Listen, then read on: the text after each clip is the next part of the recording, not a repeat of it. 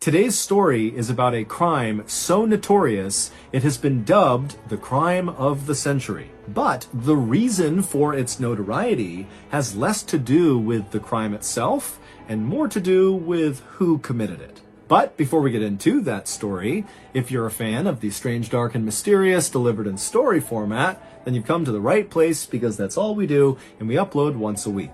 So, if that's of interest to you, please downgrade the Like Button's Netflix account so they're forced to sit through all the unskippable ads. Also, please subscribe to our channel and turn on all notifications so you don't miss any of our weekly uploads. Okay, let's get into today's story.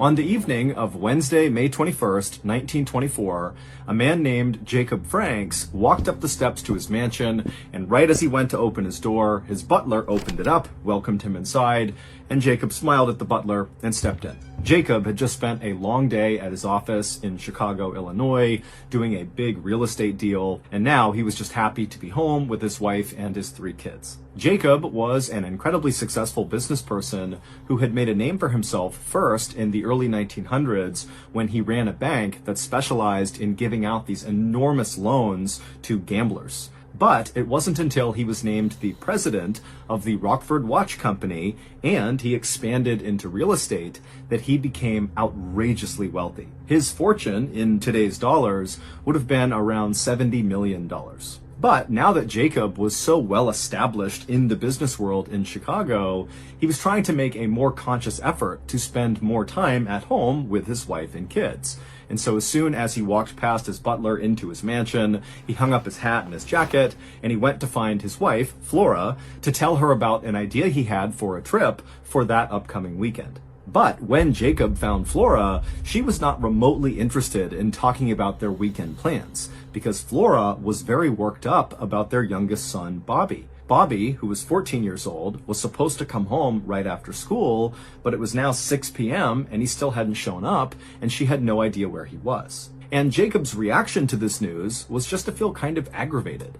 Bobby was generally a really good kid. He was a student at a prestigious boys' school right down the road, and his teacher was convinced that Bobby was the smartest kid in his entire grade. Bobby was a member of the school's debate team and regularly beat the older kids. And Bobby was just a natural leader and very hardworking and kind. But Bobby could also be fairly irresponsible sometimes, specifically in terms of coming home on time. This was not the first time that Bobby had not come home by curfew. So Jacob told Flora, don't worry about it. This is something Bobby does. He likely lost track of time. And as Jacob and Flora are having this discussion, Bobby's older brother came into the room and suggested to his dad, Jacob, that perhaps Bobby was across the street at Richard's house. Richard was Bobby's cousin, playing tennis on their private court. Richard and Bobby were quite close, even though they were 4 years apart. Richard was 18, Bobby was 14, but they really bonded over tennis, and so that was something they did all the time. And so Jacob said he would go across the street and see if Bobby was there, and he also told his wife, Flora, to just continue to call around town and see if anybody knew where Bobby might be. And so Jacob left his mansion and began walking across the street towards Richard's family's mansion to see if his son was there. Now, this neighborhood that Jacob lived in was one of the most exclusive neighborhoods really in the entire country, but definitely within Chicago's city limits. It was called South Kenwood, and basically imagine a street where every house is a huge mansion, and every mansion is home to some business tycoon or famous person, and all the families who lived in this neighborhood had a full staff of maids and butlers and drivers and fleets of private cars. I mean, these people who lived in South Kenwood were literally the richest of the rich. And so Jacob, he gets across the street, he's standing in front of Richard's family's mansion, and he looks around the side, and he can see the private tennis court where his son and Richard would always play, but it's totally vacant, and in fact, the house is just totally quiet. No one's home. When Jacob got back to his own home, he found his wife pacing around in the parlor looking really concerned, and so Jacob immediately asked her, what'd you learn? What's going on?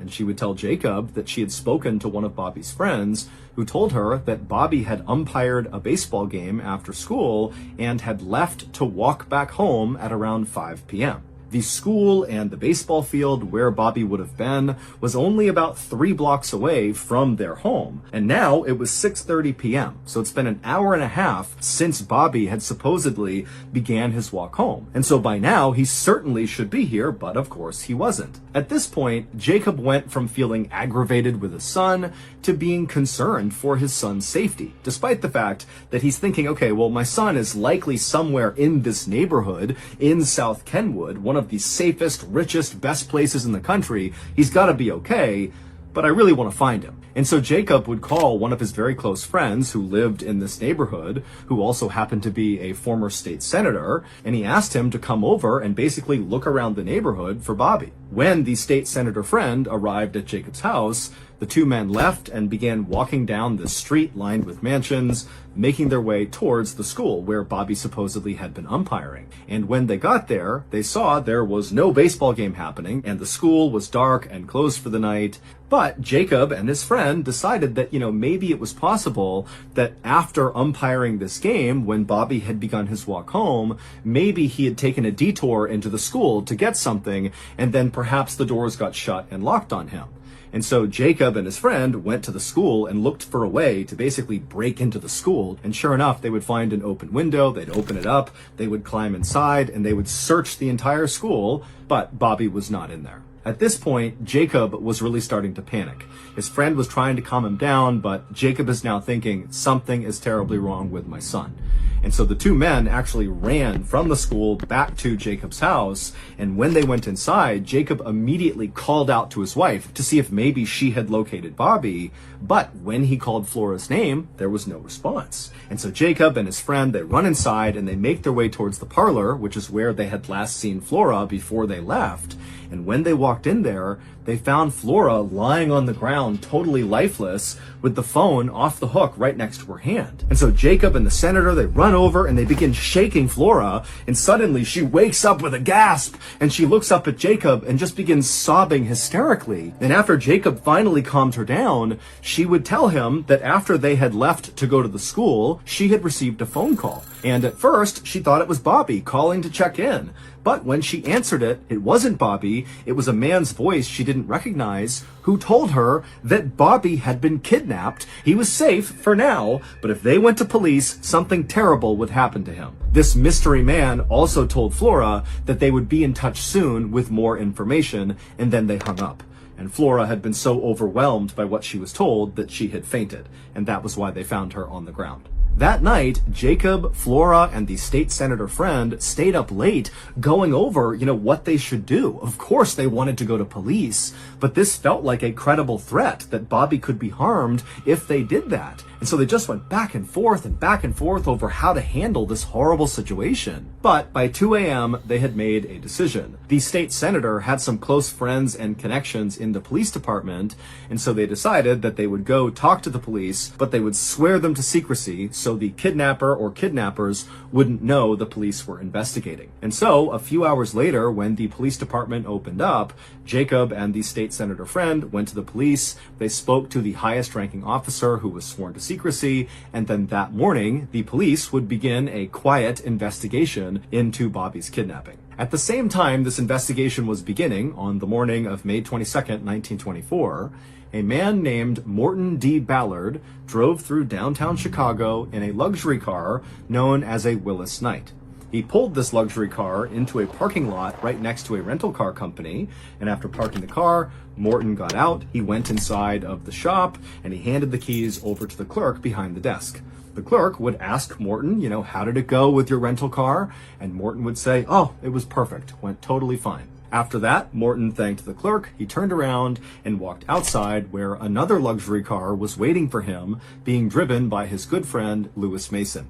And once Morton had climbed inside, the two men smiled and drove off and disappeared into traffic. That same morning, Jacob and Flora received a letter from the kidnapper or kidnappers demanding $10,000 in small unmarked bills, and if they gave this money over, they would get their son back. And immediately, Jacob went to the bank and got the money, but before he could actually deliver the money to the kidnappers at the location they had specified in this letter, the police, who were quietly investigating, discovered a clue that would break the case wide open.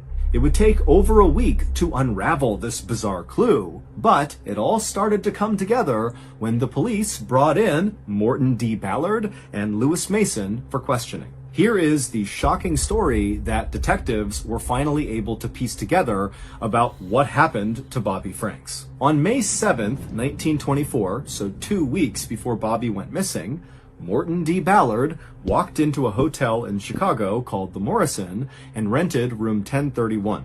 He would tell the front desk that he wanted them to hold his mail for him, and over the next couple of days, Morton would come in and he would get his mail from the front desk, but he didn't appear to ever actually go up to his room. Finally, a suspicious maid at the Morrison Hotel, who had been going into room 1031 every day to clean it, only to discover that Morton was not in there and the room was totally untouched and clean already, she went in one morning and saw Morton was not in there, and she would actually just open up one of Morton's suitcases that he had left inside. And instead of the suitcase containing clothes or toiletries, it just contained a bunch of random library books. As it happened, after this maid found this strange suitcase full of books, Morton stopped coming to the hotel. He stopped getting his mail, he did not claim his luggage, and he didn't pay the bill. He just kind of vanished. On May 9th, so just a couple of days after Morton first booked that room at the Morrison Hotel, Morton also opened a bank account in Chicago. He also made his first appearance at that car rental company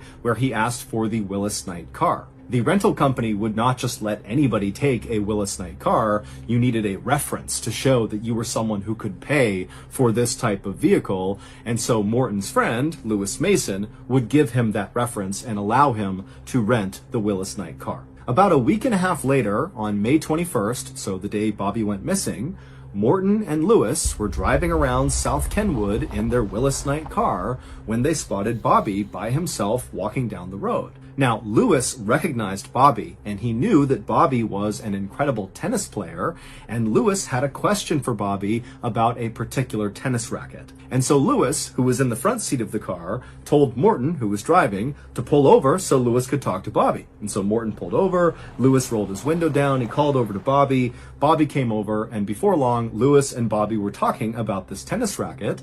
And then when that conversation naturally wrapped up, Lewis offered Bobby a ride the rest of the way home, because that was where Bobby was walking to when they stopped him. And so Lewis climbed into the back seat, Morton stayed in the driver's seat, and Bobby climbed inside and sat in the front seat. And then once those two were situated, Morton pulled away from the curb and began driving towards Bobby's house. And as they were driving to Bobby's house, Bobby just kind of continued talking about this tennis racket because that was the thing they were talking about. And as he was mid-sentence, Lewis from the back seat reached into his pocket, pulled out a chisel, and then lunged forward and began smashing Bobby in the back of the head over and over again with this chisel. And as Bobby is screaming in pain and trying to protect himself, Lewis lunges forward, grabs Bobby, drags him into the back seat, and then holds him down, pulls a rag out of his pocket, and jams it into Bobby's throat. And then he closes Bobby's mouth and holds it shut until Bobby goes still. After that, Lewis kind of grimaced at all of Bobby's blood all over him, and he kind of pushed Bobby down onto the floorboards below, and then Lewis calmly climbed back into the front seat and sat down, and meanwhile, Morton has not remotely reacted to what's just happened. This is just business as usual. Morton and Lewis did not go to Bobby's house, but instead drove towards Indiana. And on their drive to Indiana, they would stop at a roadside restaurant and eat hot dogs and root beers with their car parked right near this restaurant with Bobby's body just totally exposed laying out on the floorboards of the back seat. Morton and Lewis would eventually get into Indiana, and they would head to this particular forest that Morton was familiar with because he was a bird watcher and often came out here. And when they got to this forest, they parked in this clearing, they got out, they checked on Bobby and confirmed that he was dead. So they pulled him out, they stripped all of his clothes off of him, they rolled him up in a rug, and then they dragged him over to this drainage pipe that sat underneath some railroad tracks in this swampy area, and they jammed him inside of it. And then they got back in their car, they drove back to Chicago, at which point Morton called Bobby's mother, Flora, and informed her that her son was kidnapped but alive, even though he wasn't, and don't call the police, we'll be in touch soon.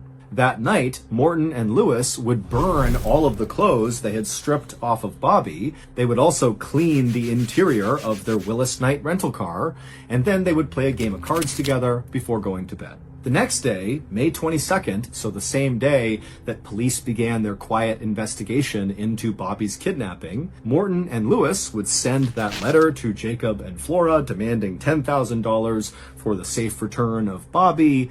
But unfortunately, before Lewis and Morton could claim their ransom money, Bobby's body was discovered. In fact, that day he was discovered. A walker was cutting through the woods in Indiana and saw Bobby in the pipe. And so when Morton and Lewis realized that, the jig is up, the family's never going to pay for their son because he's dead, they just returned their Willis Knight rental car and went back to their normal lives as if nothing had ever happened. But unbeknownst to him, Morton had accidentally dropped his eyeglasses right next to Bobby's body when they dumped him in the woods in Indiana. And Morton's eyeglasses were very unique. In fact, there was only one store in the world that sold this particular kind of eyeglasses. And so when detectives got the call about Bobby's body being found, they would also find these glasses. And that was the big clue, because these glasses led detectives to the store where they were sold, and the owner of the store was able to say that, yep, those particular glasses were sold to Morton. And when detectives went to Morton, Morton immediately pointed the finger at Lewis, saying that Morton didn't do anything to Bobby, Lewis did. But about a week later, on May 31st, both Morton and Lewis would confess to police that they murdered Bobby. But far more shocking than what Morton and Lewis had done was who they were, because Morton and Lewis were not their real names. The two men who killed Bobby Franks were rich kids just like Bobby who lived in South Kenwood. They created two fake names, Morton D. Ballard and Lewis Mason, and then they booked room 1031 at the Morrison Hotel. Now, they had no intention of actually staying at this hotel, and so they just left that suitcase full of books inside of the room to make it appear like they were staying there. But in reality, the only reason they booked that room is they needed a physical mailing address that was connected to their fake personas. And so after booking this room, they began sending mail to Morton D. Ballard and Lewis Mason at the Morrison Hotel, room 1031. And then after collecting that mail, which served as a sort of proof of legal name and address, they were able to open a bank account in Chicago. They dumped some money into that, and then again, they used their proof of legal name and address to rent that Willis Knight car, and then used money from their phony bank account to pay for it. And then once they had their luxury car, it was time to go kill. In reality, Morton was actually a 19-year-old prodigy named Nathan Leopold. He spoke 5 languages, he had already graduated from college, and he was a nationally respected ornithologist, which is someone who studies birds. Nathan's IQ was so high, it literally couldn't be measured. His father was the president of a very successful steamship company, and Nathan was planning to attend Harvard University in the fall to get yet another college degree. And Lewis was actually 18-year-old Richard Loeb, who was Bobby's cousin and one of his best friends. Bobby and Richard played tennis together all the time in Richard's private court, which is where Bobby's father went first to go looking for his son. Like Nathan, Richard was also a genius. He was the youngest person ever to have graduated from the University of Michigan. He graduated at 17 years old. And to celebrate the occasion, Richard's father, who in today's dollars was worth about $175 million, he was a retired vice president for the major retail store Sears, he bought Richard a custom golf course. He built him his own golf course. That was his graduation present. And at the time of Bobby's murder, Richard was actually enrolled at the University of Chicago's law school studying to become a lawyer. Nathan and Richard would very proudly tell investigators that they didn't kill Bobby to get money out of his parents. Nathan and Richard were fabulously wealthy. The money meant nothing. Instead, they had come up with this scheme and killed Bobby because of their belief in the philosopher Nietzsche's concept of supermen. Men whose superiority allows them to rise above all ordinary rules, ethics, and laws. Basically, Nathan and Richard believed they were so much better than everybody else in the world that if they wanted to kill someone, They should be able to. And Bobby seemed like a pretty easy target. After Nathan and Richard confessed, they were put under arrest, but a chauffeur was allowed to come to the police station and drop off silk pajamas for them to wear in custody, and instead of being held in a cell, they were allowed to stay in a hotel. But ultimately, they both were sentenced to life in prison. Bobby's family never recovered from his murder, and his father, Jacob, would die just 4 years after his son died. As for Nathan, he would be murdered in prison in 1936 by another inmate, and as for Richard, he would serve his time and get paroled, and then die of natural causes in 1971. Today, the murder of Bobby Franks is often referred to as the crime of the century. So that's going to do it. If you got something out of today's episode and you haven't done this already, please downgrade the Like Button's Netflix account so they're forced to sit through all the unskippable ads. Also, please subscribe to our channel and turn on all notifications so you don't miss any of our weekly uploads. We have a podcast called the MrBallen's Podcast that puts out brand new podcast exclusive stories on Monday mornings, and on Thursday mornings we put out the remastered audio of our best YouTube videos. Again, it's called the MrBallen's Podcast, and it's available exclusively on Amazon Music. Consider donating to our charity. It's called the MrBallen's Foundation, and it provides support to victims of violent crime as well as their families. Monthly donors to the MrBallen's Foundation Honor Them Society will receive free gifts and exclusive invites to special live events. Go to MrBallen.Foundation and click on Get Involved to join the Honor Them Society today. We have 2 additional YouTube channels, Mr. Ballen en Espanol and Mr. Ballen Shorts. We also put out near daily content on TikTok, Facebook, and Snapchat. All of those channels are just called Mr. Ballen. If you want to get in touch with me, please follow me on any major social media platform and then send me a direct message. My username is just @MrBallen, and I really do read the majority of my DMs. To check out our merch, join our Discord server, or just see what's going on inside of Ballen Studios, head on over to our brand new website, ballenstudios.com. So, whether I see you on Instagram, TikTok, Reddit, YouTube, Facebook, other YouTube channels, the podcast, wherever, just know that I really appreciate your support, and until next time, that's going to do it. See ya. Today, I'm going to tell you the story of one of the most talked about mysteries on the internet. And I think part of the reason this story is so mysterious and so intriguing is because there's this really unsettling audio recording that sort of confounds the whole mystery and really forces you to take a stance about what you think really happened. And so I'm going to tell you the story, and towards the end, I'm going to play you that recording, and you can decide what you think really happened. But before we get into that story, if you're a fan of the strange, dark, and mysterious delivered in story format, then you've come to the right place, because that's all we do, and we upload 2, 3, even 4 times every week. You heard me right. We're going back to the old ways, up to 4 new uploads every week on YouTube, for real. So if that's of interest to you, please offer to clean the dishes for the like button. But instead of cleaning them, just smash all their dishes on the ground. Also, please subscribe to our channel and turn on all notifications so you don't miss any of our weekly uploads. Okay, let's get into today's story.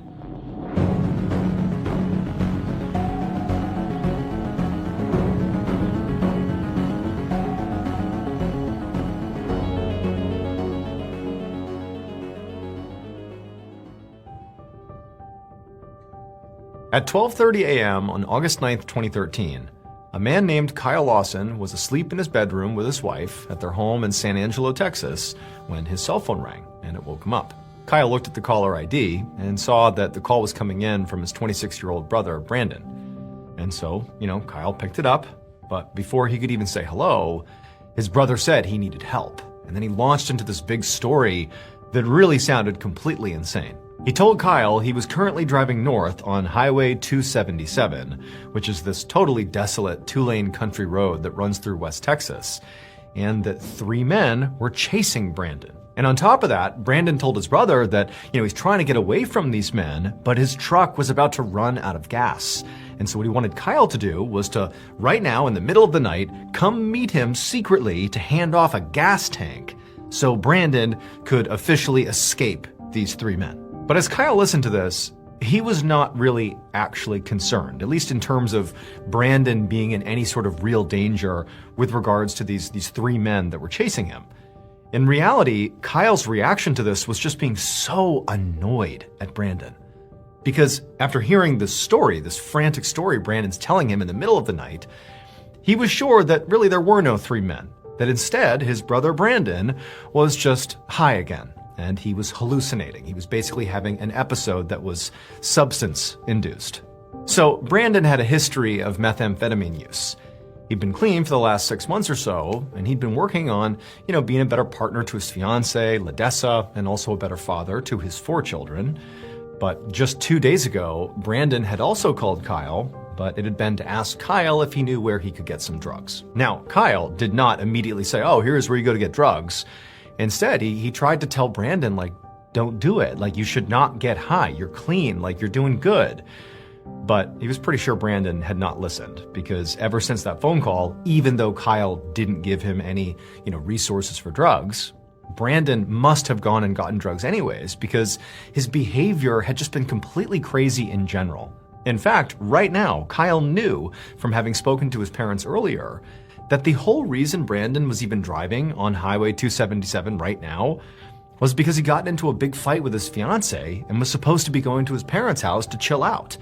He was basically going to time out for bad behavior. That's why he was out right now. Now, Kyle knew Brandon was very likely high, and so this was not going to be a good time to reason with Brandon and tell him to, just come home or just go to your parents' house because, there's no such thing as these three men. You're just high.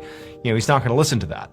So instead, Kyle just focused on trying to calm Brandon down because, again, Kyle is not thinking Brandon is actually in danger. He's thinking this is just a hallucination. But as Kyle tried to do that, Brandon did not calm down. He got more and more anxious, and he's continuing to talk about these three men that are gaining on him. And finally, Kyle just said, "Dude, Brandon, have you relapsed? Is that what's going on here?" But as Kyle expected, Brandon swore up and down that he was not high, and he just kept on begging Kyle to come help him fast before these men caught up to him. Come give me the gas I need so I can escape. Come on, man.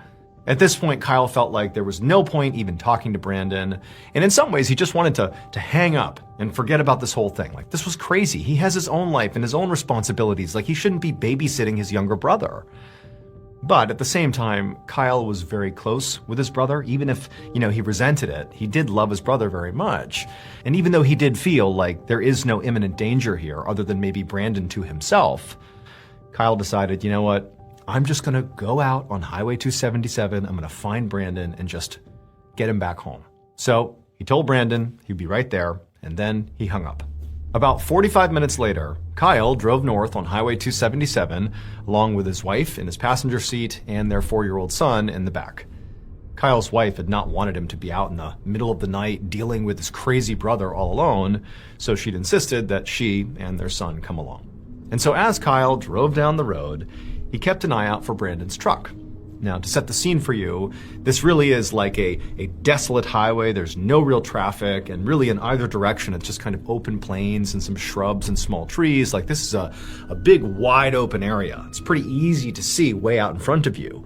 And so he's got a great view, even though it's nighttime, but he can't see any vehicles. There's no truck, there's nothing. His brother is nowhere to be seen. But Kyle just kept on driving and kept on looking out. He was even just sort of looking out into the fields in case, his brother had veered off the road somewhere, which seemed entirely possible. But eventually, after driving for some time, way up ahead, sort of parked half on the road, half off, was a truck. Its lights were off, it's just sitting there. It's not even idling. It's clearly turned off. But as Kyle got closer, he realized it was Brandon's truck. So he had found Brandon. And so Kyle, he pulls over to the opposite side of the road, and he parks his car, and he tells his wife and his son to stay in the car, and he's going to go talk to Brandon, who at this point Kyle is assuming is sitting in his truck, waiting for Kyle. And also keep in mind, at this point, Kyle's thinking, well, there's nobody else out here. There's no three men chasing my brother. He's probably just sitting here, high as can be, and I'm going to talk to him, and he's just going to go home, and we're going to move past this. But when Kyle walked over to the vehicle, there was nobody inside of it. Brandon's gone. And he's thinking to himself, this really doesn't make any sense, because on the ride to the truck, as they were on Highway 277, Brandon kept repeatedly calling Kyle over and over and over again, being like, come on, you gotta hurry up, you gotta get here, they're gaining on me like I'm in trouble, bring that gasoline, you gotta get here. And now that he's here, he's finally reached, clearly, Brandon's truck. It's right here, and Brandon's gone? He's gone from his truck? He didn't tell him that on the phone. Like, where is he? What's going on here? And so Kyle, he's like looking under the vehicle. He's searching the vehicle now for his brother, which is totally crazy. Like, what's his brother doing here? But as he's searching the vehicle for his brother and looking around the area for his brother, Kyle's phone rings, and it's Brandon. And so Kyle, who at this point is feeling really annoyed, he answers the phone and he's like, Brandon, where are you? And Brandon goes, bro, I'm right here. And Kyle's like, no, you're not. Like, I don't see you. There's no one here. Your truck is here. You're not here. But just then, Kyle looked out and there was a car coming towards him. So he saw the headlights and he realized it was a cop car. And so he's on the phone with Brandon. He's looking out at this cop car that's coming up this road towards him and clearly slowing down. Like the police officer is going to stop and talk to Kyle, presumably. And so as this cop car is coming in and slowing down right in front of him, Brandon on the phone says to Kyle, run away from that cop. Now, think about this. That meant Brandon had to be somewhere nearby because he can clearly see the cop car approaching Kyle. He's watching the scene. Even though Kyle has not found his brother, Brandon is clearly actually nearby. But Kyle, he's sort of quickly interpreting this and he's thinking, like, where is Brandon? Because he's looking out and it's just open fields in either direction on either side of this highway. It's like this barren wasteland out in the middle of Texas. Like, where is he hiding? There's nowhere to hide. There's a couple of shrubs and really small trees sort of off in the distance, but like there's really nowhere to hide. So where is Brandon? And Kyle, he's just feeling furious at this point. Confused, but furious. It's like, what are you doing, Brandon? Like, he knew the reason Brandon wanted Kyle to run also is because Brandon had an active warrant out for his arrest that had to do with a drug charge. And so he's just protecting himself, like, don't get involved with the police, like, keep me out of it. And it's like, Kyle, he's already out here in the middle of the night doing this crap for his brother who's completely off his rocker. Like, he was so annoyed, but again, it's like, what does he even do? He has no idea where Brandon is. And so Kyle, he was about to say something to Brandon to demand, where are you? Come out here. But Brandon hung up. Now, by this point, the police officer had arrived on scene. He had parked his car, and he walked over to Kyle, who now is standing right next to his brother's vehicle. He's put his phone back in his pocket. And the officer, when he got close enough, he introduced himself as Deputy Neal of the Coke County Sheriff's Department, and he told Kyle that he was responding to a 911 call from a trucker about a stranded driver on the road. And so he asked Kyle if maybe that was him. Is this your truck? Are you the stranded driver? Pointing to Brandon's truck. But Kyle said no, it was not his. It belonged to his brother. But despite how much he really wished he could say the truth, he wanted to protect his brother, so he couldn't tell the deputy that, well, the reason my brother left his car here is because he's probably high on meth, and he's somewhere nearby hiding, and also he has a warrant out for his arrest. So instead, Kyle said, well, I think he went off to get some gas, because he called me and he said he had run out of gas, so he parked his car here, so he probably has walked on, and I just got here. Is it okay with you if I get back in the car with my wife and son and just drive up and down the road here to find Brandon? Because I'm sure he's fine, but he called me to help get him gas. So do you mind if I do that? And surprisingly, the deputy was like, yeah, that's fine. Go ahead. And so Kyle, he got right back into his car with his wife and his son, and he did fire up his car and he drove farther down the highway. And as he did, he kept looking over his shoulder to see what the cop was going to do. And the cop was just still parked next to Brandon's car. And eventually, when Kyle drove far enough that he knew the cop couldn't see him anymore, he pulled over to the side of the road and he began really angrily calling his brother over and over and over again to get him back on the phone. But Brandon never answered the calls. And so at this point, Kyle has no idea what's going on with Brandon. I mean, he didn't before, but now especially, he's out of contact with his brother. And so Kyle and his family would sit there for a little bit longer, like continuing to try to get in touch with Brandon, but to no end. And eventually, Kyle's 4-year-old son began crying and complaining because it's so late and he's tired.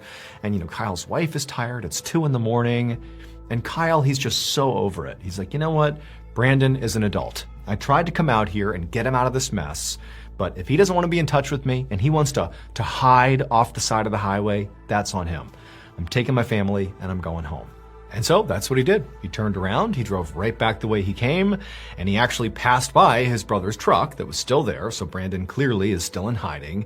And standing next to his brother's truck is still Deputy Neil. He presumably was waiting for Brandon to show back up. He drove right past them, went back to his home, and they went to bed.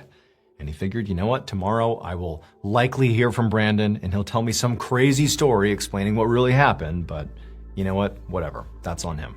Not long after Kyle had driven past Deputy Neil on his way back home, Neil decided, you know what, I'm not just going to sit here all night waiting for Brandon. He had searched Brandon's truck, and there was nothing concerning inside of it. There was, no phone, no wallet, no keys, things that people would not leave behind if they ran out of gas and decided to go walk to get gas. So it seemed very much like that is what happened. Brandon had pulled his car over, gotten out, and begun the walk. And then his brother showed up, and the whole thing was playing out here.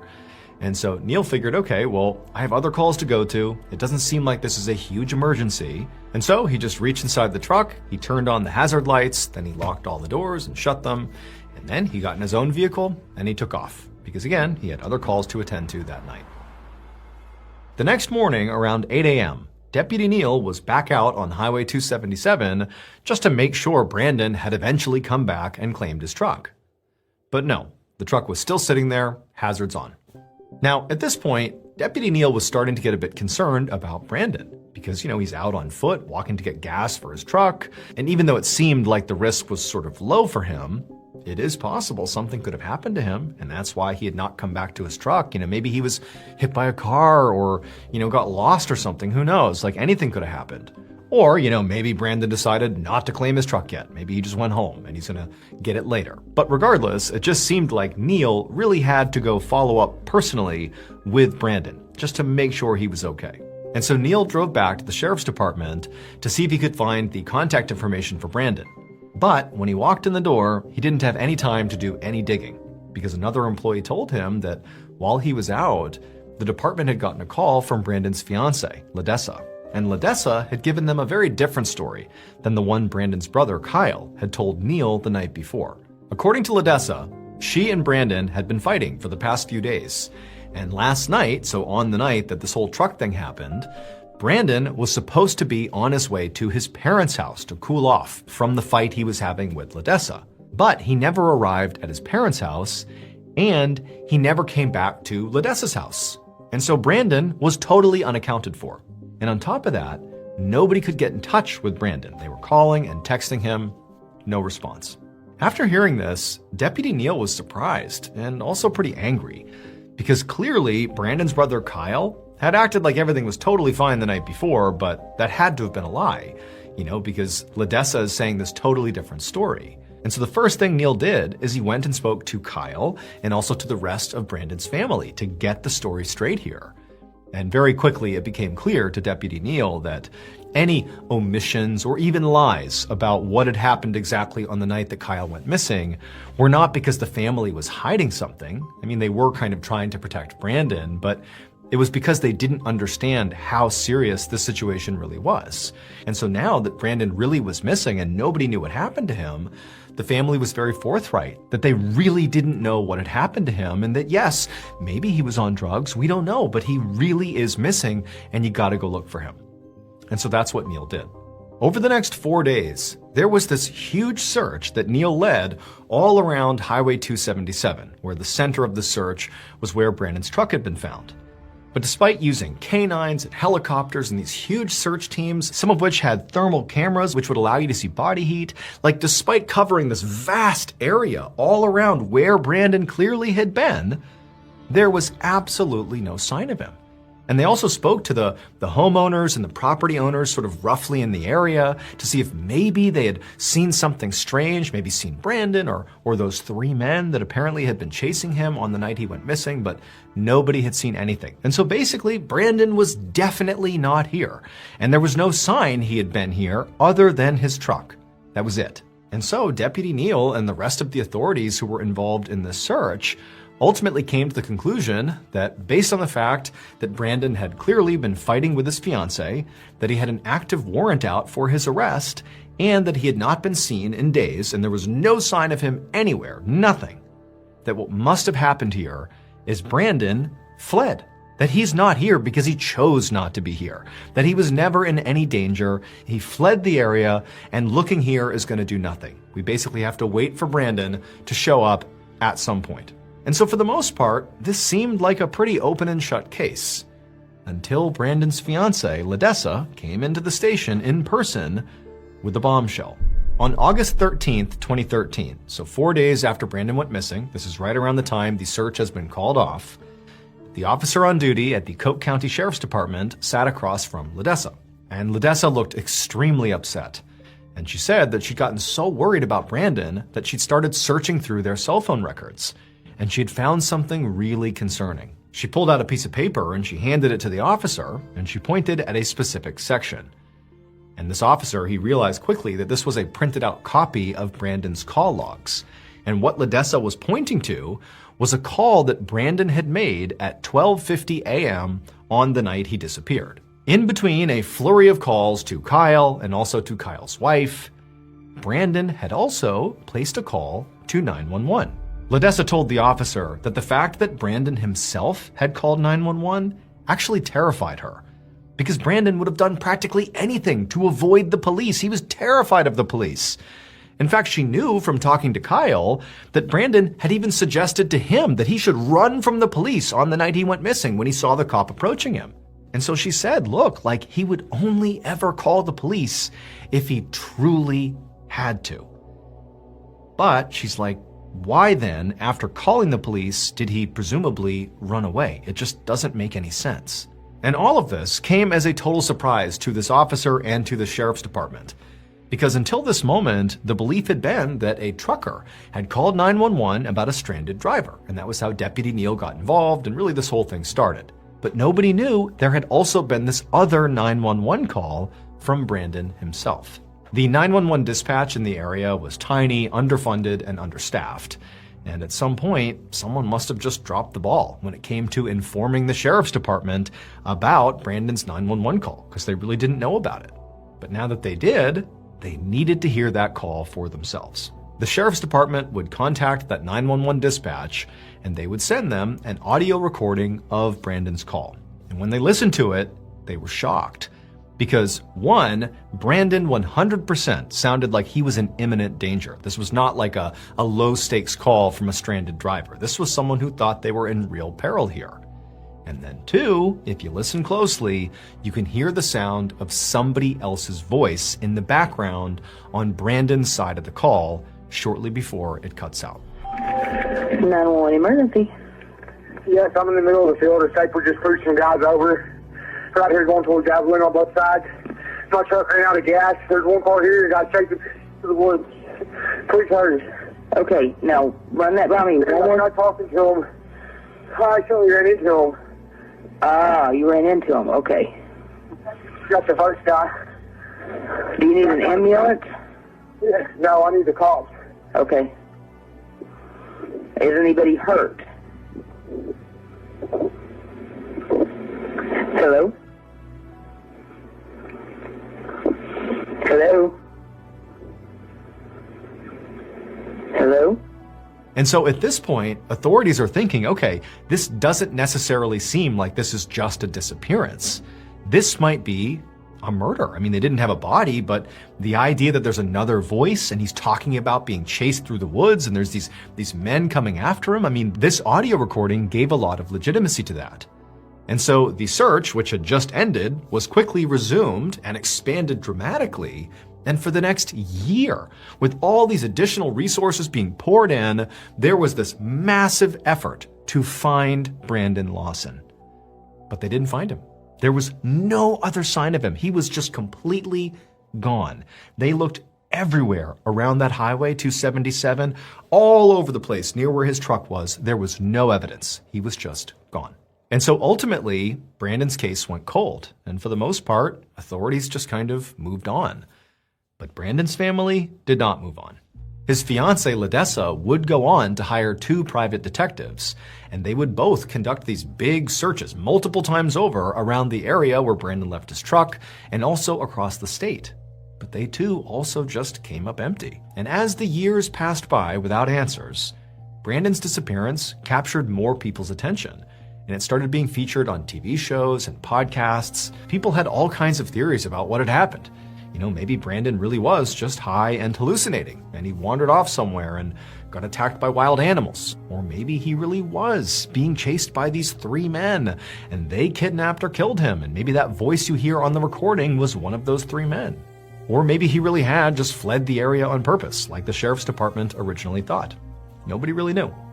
And so for 9 years, Brandon's case was full of questions and 0 answers. But then, in January of 2022, a small group of volunteers went out to Highway 277 to the area where Brandon had disappeared, which had been searched so many times over. They, this small group of volunteers, would make the biggest breakthrough in Brandon's case in nearly a decade. While they were combing through this field off the side of the highway, again, a field that had been searched numerous times by hundreds and hundreds of people, these volunteers came across an old pair of shorts and pieces of 2 white shoes. They called the sheriff's department, and very quickly, a team of deputies arrived and cordoned off the area, and they continued the search. And in that same field, not far from the shorts and the shoes, they found a fragment of a human skull. And DNA testing confirmed the skull fragment belonged to Brandon Lawson. Now, you would think that finding some of Brandon's remains would answer at least some of the questions about his disappearance, but actually, it just made the whole thing more baffling, because the area where Brandon's skull was found was right near his truck. It had been searched so many times. There were thermal cameras and canines and helicopters and hundreds of searchers, and nobody found it? Remember, off the side of the highway, this is not some thick forest. It is like this huge, flat field in West Texas with nothing but grass and short cactus plants and scattered trees. Like, this is an easy place to find stuff. Yet this skull fragment was not found, nor were the shorts or the shoes. It just seems so improbable. So where does that leave us? Well, we basically have 2 options here. Option 1 is, despite the enormous manpower, the helicopters, canine units, the thermal cameras that were used, the hundreds of volunteers and searchers that combed this area for years, either they just didn't see the grown man in bright white sneakers who was in this barren strip of West Texas where it's easy to see anything, they just didn't see him. So that's option 1. Or 2, he wasn't there. Brandon was not in the search area when they were looking for him. He was somewhere else. But if you believe option 2, the question becomes, well, where was Brandon? Where was he? Why did he call 911 and then run away and go somewhere else? Why? Where was he? And then also, even if you answer that, how did his skull fragment and his clothes wind up back in the search area 9 years later? It is one of the most profound mysteries on the internet, and to this day, we still don't have a good answer.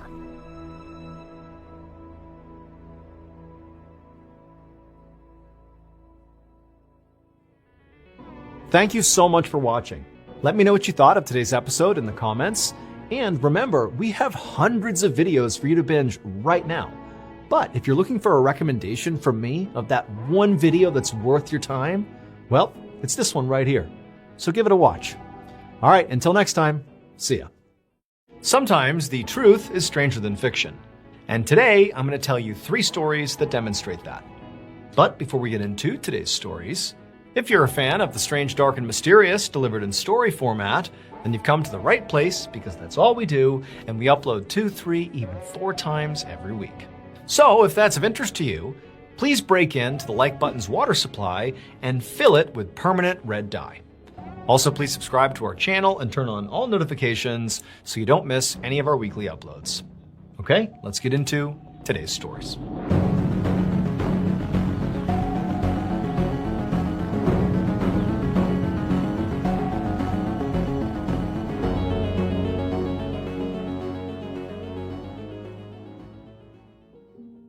At about 8:20 in the morning on June 29th, 2025, An 83-year-old woman named June Baxter shuffled her way down the hallway of her small home in Attleboro, which is a quiet town in eastern England. As she walked, she had to keep one hand on the wall to keep her balance. She was pretty frail these days and also just had a lot of medical problems.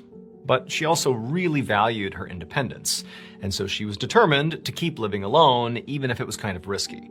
So June used to live with her husband and their dog. But about 7 years earlier, her husband had gotten really sick, and so because of that, they'd had to give their dog to their granddaughter because they just couldn't take care of it anymore and also care for him. And then unfortunately, June's husband did pass away, and so she was left all alone. But even though she was, all alone in terms of living in the house by herself, she wasn't completely isolated. Her granddaughter, who she had given the dog to, lived close by and visited a whole bunch, and almost always brought along June's old dog, which June loved. Now, in addition to just being good company, June's granddaughter also regularly made herself available to help June with all sorts of basic things, like, picking up her prescriptions and going grocery shopping for her and, driving her to and from doctor's appointments. Like, she was really available to her. But despite June knowing that, knowing she could always call on her, she tried hard not to call on her granddaughter, because again, she just really liked being independent. So on this particular day, she, continued slowly walking down the hallway, guiding herself by holding onto the wall, and then she turned the corner to go to the bathroom. And when she stepped inside, she slipped on the tile. And as she was falling to the ground, her leg scraped the corner of the bathroom counter. Immediately, June's leg started bleeding, and June's yelling out in pain, but she lives alone, nobody can hear her. And so June quickly went from, just reacting to the pain and the blood. June was scared.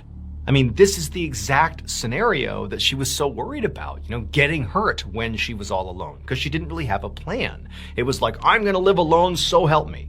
But fortunately for June, she had installed throughout her house all these emergency call bells that would allow her to basically, hit the bell, and they were programmed to contact both her granddaughter and also the local emergency services. And in the bathroom, there was one of these bells. And so once she kind of composed herself a little bit, grabbed the string for this bell, and she pulled it. About 10 minutes later, June was still in the bathroom on the ground, holding onto her leg wound, when she heard the front door of her house swing open. And immediately she heard the sound of her granddaughter calling out for her.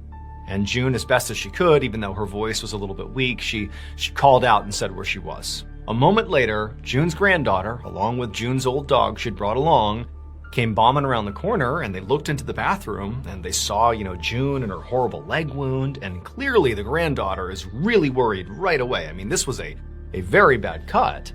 But, for June, she's looking at her granddaughter, and she's just flooded with relief, because she knows no matter how bad this is, her granddaughter is here, everything's fine, and also her dog was here, which made everything better already. And so while June's granddaughter began rummaging through the bathroom to look for some bandages, June just kind of relaxed and just began petting her dog, who was clearly very worried about June. This is her dog previously. They had a very strong bond. And so she's just petting her dog, and then, June's granddaughter did find some bandages, and she wrapped up June's leg. And then by the time the paramedics got there, June actually was feeling basically okay. I mean, her leg definitely hurt, but she was very calm at this point. A couple of minutes later, the paramedics arrived, and by this point, June was actually feeling basically back to normal. I mean, her leg definitely still hurt, but again, her granddaughter had put that dressing on it and basically stopped the bleeding, and also June has her dog that she's petting, like her comfort animal. And so she was very calm. Paramedics come in and they assess her and they take off the dressing to check the wound. And after they cleaned it, they said, look, this is a pretty minor cut. You don't even need stitches. I think you're okay. Just be careful and maybe have your granddaughter stay here for a little bit just to make sure you don't fall again. But you're okay. Like, we're going to go. And so June, she thanked the paramedics as they walked out the door.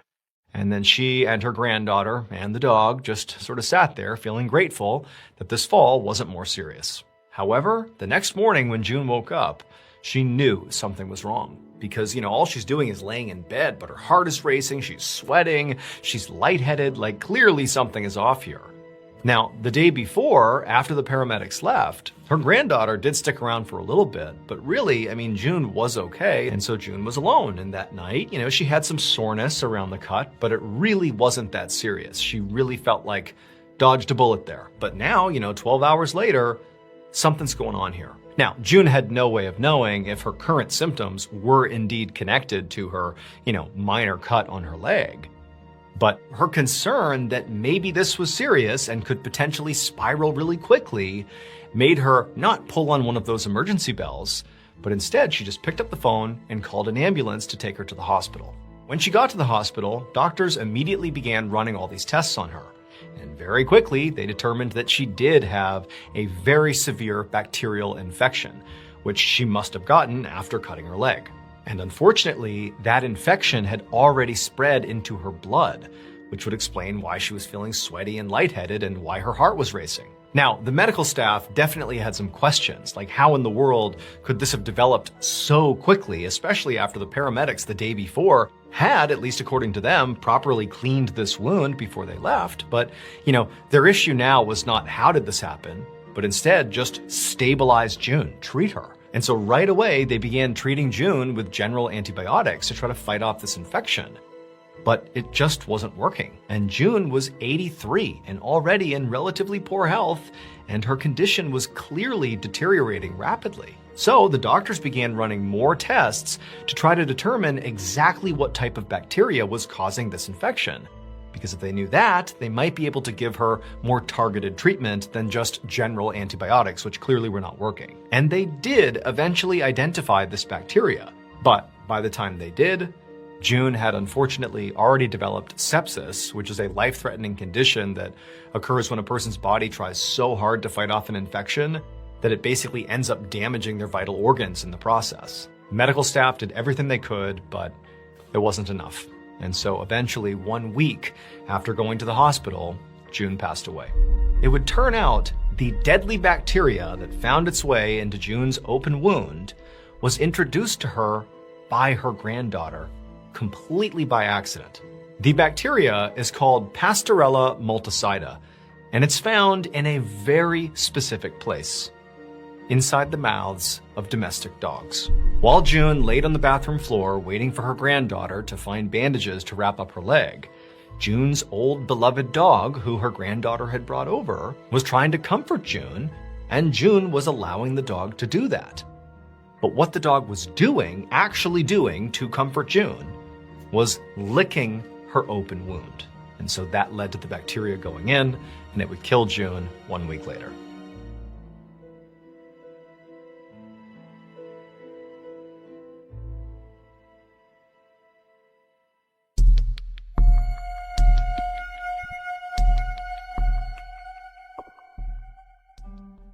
On the afternoon of March 4th, 2000, a 40-year-old woman named Ines Ramirez stood in the kitchen of her tiny one-room home, which was deep in the mountains of Oaxaca, Mexico. Ines had a whole chicken on the counter right in front of her that she had just killed and plucked, and now she was using a 6-inch-long knife to butcher it for their dinner. And as she did this, every once in a while, she would look out the window to check on her 7 kids who were playing together out in the yard. So Ines and her large family lived in a very isolated rural community of about maybe 500 people. They didn't have running water or electricity or a phone, and they lived miles away from their closest neighbors. They mainly lived off of corn and vegetables that they grew themselves, chickens they raised, and then wild animals that Ines's husband would catch. Her husband was actually gone that day because he was out in the mountains hunting for deer. And so as Ines is just kind of going about her fairly typical evening routine here, making dinner, she suddenly felt this really intense, very painful cramping sensation that was kind of ripping through her abdomen. And it hurt so bad that Ines stopped what she was doing and kind of doubled over and grabbed the counter and just tried to steady her breathing. I mean, this was really shocking. And for about a minute, Ines just stood there, holding onto the counter, just waiting for this pain to pass, and eventually it did. And once it eased up, it was like, okay, she was back to normal and she could stand up again. But this was sort of alarming. But at the same time, Ines was used to dealing with basically all medical crises on her own. They lived in this isolated part of the world, and the nearest medical clinic was 50 miles away, and they didn't have a car. So, like anything that happened, they basically had to deal with it themselves, and that was routine. And so for Ines, despite how incredibly painful this was, she just told herself, now that it had passed, the pain was gone, she said, you know what? It's probably fine. I'm good. And so pretty quickly, she just kind of forgot about it and went back to butchering the chicken. But several hours later, this is after midnight now, the pain came right back.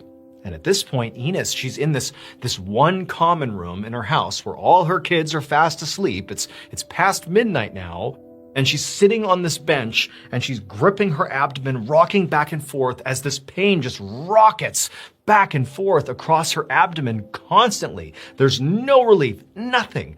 And she's trying so hard not to make a sound because she doesn't want to wake her kids up, nor does she want to scare her kids. Her husband is still off in the mountains hunting for deer, so she is alone. She just has this little flickering candle nearby. That's the only light she's got, and she's just isolated, dealing with this excruciating pain. And so at this point, Enos really felt like this could be a real problem. This might not be something she could just brush off and let pass on its own. This was real. This was an actual emergency. But what can she even do? There's nowhere to go. She can't do anything. She is just completely trapped here with this excruciating pain that's making it hard to even have coherent thought. It's so bad. But the one thought that kept going through her mind was she had to do something, or whatever this was. It felt like it was going to kill her. And so Enos felt like she really only had one option here, and it was a horrible, horrible option. But she knew she had to do it. And so she got up and she's hunched over in pain, and as quietly as she could, she walked over to a cabinet and she opened it up and she grabbed a small bottle of alcohol and she took a few sips to kind of numb the pain a little bit. And then after she had done that, she turned around and, still with this blinding pain, she hobbled into the kitchen and she grabbed that 6-inch knife she had used earlier to butcher the chicken. And then she walked right back over to the bench near that candle that she'd been sitting on earlier. And once she was there, she reached down and she pulled up her shirt, exposing her abdomen, where this pain was coming from. And then she took the knife and she plunged it into her abdomen. And immediately she let out this blood-curdling scream. She couldn't help it. And she was sort of vaguely aware of all her kids waking up and sort of making their way over to her, but she was so focused on what she was doing, and she began slowly dragging this blade down her abdomen all the way to her belly button. And then she pulled out the knife and she can barely think. It's so painful. Her kids are crying. And then she plunged the knife back into her abdomen and raked it down the other side, creating this massive gash in her stomach.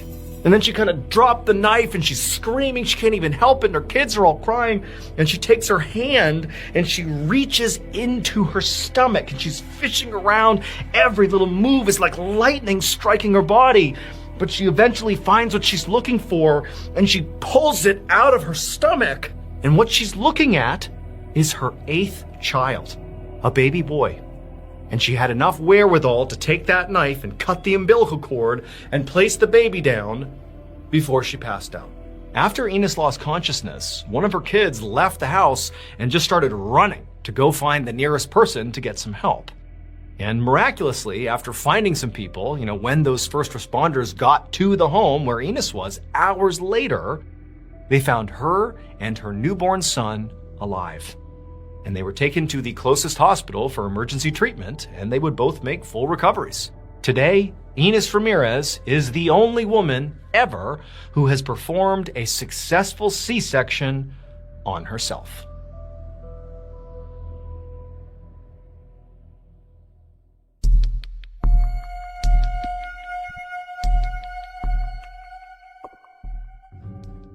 In the early morning hours of December 3rd, 1921, a 62-year-old woman named Augusta Roblin lay awake in her bedroom inside of her daughter's house in Pittsburgh, Pennsylvania.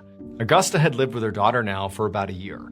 She had moved in after her husband had passed away. She just really hated being alone, and at night in particular, it was difficult to sleep sometimes. Just the weight of the loneliness was very intense.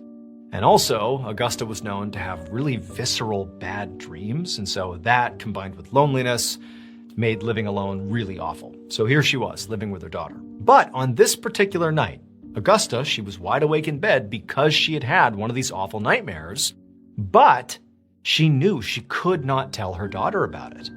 Now, normally one of the ways that Augusta would cope with these terrible nightmares, even when she was living alone, is she would get in touch with her daughter and they would talk about it. They would try to figure out if there was meaning in this awfulness of these nightmares. And sometimes they felt like they did find deeper meaning, and it sort of was cathartic for Augusta. But on this night, the dream she had just had, this nightmare, this visceral, awful nightmare, she knew, based on what she believed it meant, she absolutely could not tell her daughter anything about it. She had to hide it at all costs. In the dream Augusta had just had, she kind of came to, and she was in her daughter's basement. So in the basement of the house she was in right now. And in front of her on the ground were these two perfectly circular, very, very deep holes, just that went straight into the ground. And so Augusta, she found herself walking towards the edge and looking over. And she saw it was like this unbelievable abyss in each hole. It's like it went on into infinity. But despite this innate fear she had for these holes, she sat down on the edge of one of these holes and basically dangled her feet over this, cataclysmic abyss below her. And as she's sitting there like a child dangling her feet, these two men in dark clothes, they wander over out of the shadows and they walk behind Augusta. They don't interact with her, and they go to the other hole, the hole that is next to Augusta. And she looks at these men, and they're not looking at her. They're doing something. They're clearly in the middle of some sort of act. And they pull this huge carpet seemingly out of nowhere, and the two men stretch it out over this other hole next to Augusta, and they lay it over the hole. And as soon as Augusta saw that, she suddenly understood what was happening here, and she was horrified. So she woke up. And now here she was, knowing that based on what she just saw in her mind's eye in this horrible nightmare, that she could never share it with anyone, that she would live with the secret. So Augusta would eventually fall back to sleep that night, and she would get up in the morning, and she would not tell her daughter, Henrietta, anything about this dream she had had. She played it off like everything was just fine. But over the course of the day, Henrietta, even though she didn't say anything, began to notice that her mom was just acting really weird, like something was on her mind. And finally, at night, when the two of them sat down for dinner, this is basically, 24 hours, give or take, from when Augusta had this dream, right? They're sitting down for dinner, and Augusta, she's not eating. She seems totally disconnected, and she just seems off. And Henrietta's like, "Mom, what is going on with you?" And Augusta, at this point, realized she must be giving off very negative vibes here. And so she told her daughter, "Don't worry, I'm fine. I'm sorry. I'm not hungry. Everything's fine. I'm just feeling a little bit off. So everything's fine." But Henrietta realistically did not believe her mom, but she didn't push her. She said, okay. And they finished their dinner. And then before long, Augusta had gone to bed.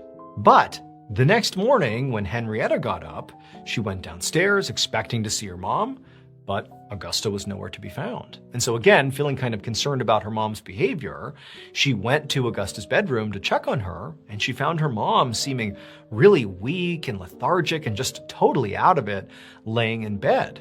And she asked her mom, really, what's going on with you? Are you not feeling well? What's happening here? And her mom just said, I just don't want to get out of bed. I'm feeling under the weather. I'm going to stay here. But even though Henrietta could see her mom was clearly downplaying this, she just felt like there's too many red flags. So she called a doctor. And a doctor came to the house, and a doctor examined Augusta, and they determined that, it wasn't really clear exactly what was going on with her. Clearly she's not feeling great, but the only thing they found was that her heart sounded a little bit weak. And so the doctor suggested that Augusta just, rest, have some water, eat some food, and just stay in bed, and you should get better. But despite Augusta doing what the doctor said and basically remaining on bed rest, she didn't get better.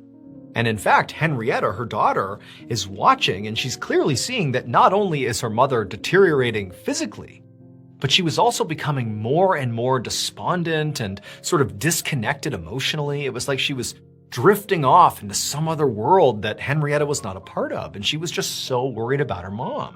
And so finally, on December 7th, so this is for reference, 5 days after Augusta had that visceral nightmare that she felt like she couldn't share with anybody, Henrietta went into her mother's room and she sat on the edge of the bed and she said to her mom, "You gotta tell me what's going on. It seems like there's something else here that you're not sharing with me. You gotta tell me. I don't care what it is, but I gotta know."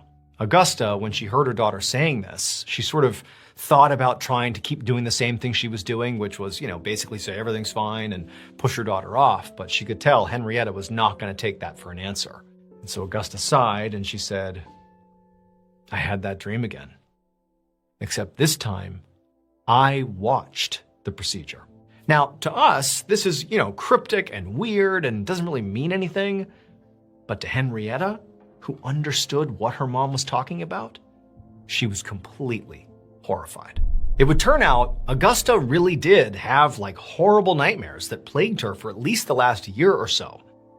But it was like a recurring nightmare. She didn't have different variations. It basically was the exact same nightmare that just really upset her. The way it went is, she would open her eyes in this nightmare, and in front of her would be these two bottomless pits, these huge holes in the ground. Now, she wouldn't know what these holes are, but she'd be able to tell that she was in an environment that she recognized. One time she saw that she was in her sister-in-law's garden. Another time she saw she was in her neighbor's backyard. She knew where she was, but she didn't understand these holes.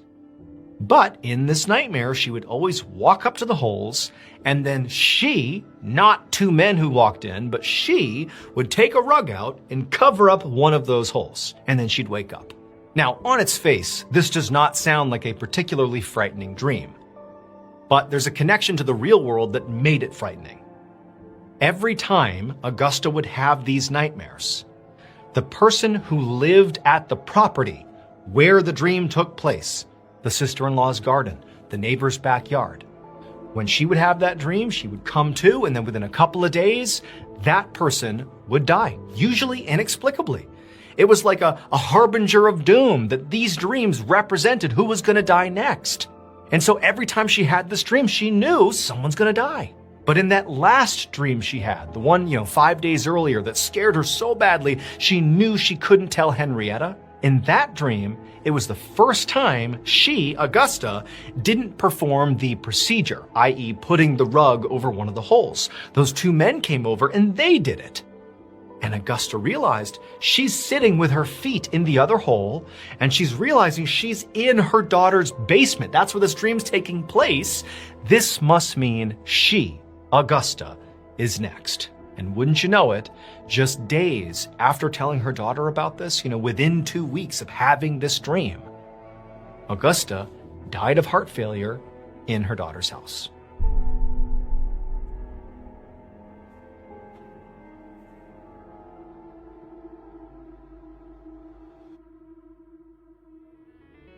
Thank you so much for watching. Let me know what you thought of today's episode in the comments. And remember, we have hundreds of videos for you to binge right now. But if you're looking for a recommendation from me of that one video that's worth your time, well, it's this one right here. So give it a watch. All right, until next time, see ya. Today, I'm going to share 3 stories about people who were in the wrong place at the wrong time. But before we get into those stories, if you're a fan of the strange, dark, and mysterious delivered in story format, then you've come to the right place because that's all we do, and we upload once a week. So if that's of interest to you, please offer the like button a nice high-end teeth whitening kit, but don't tell them you've secretly replaced the whitener with red hair dye. Also, please subscribe to our channel and turn on all notifications so you don't miss any of our weekly uploads. Okay, let's get into today's stories.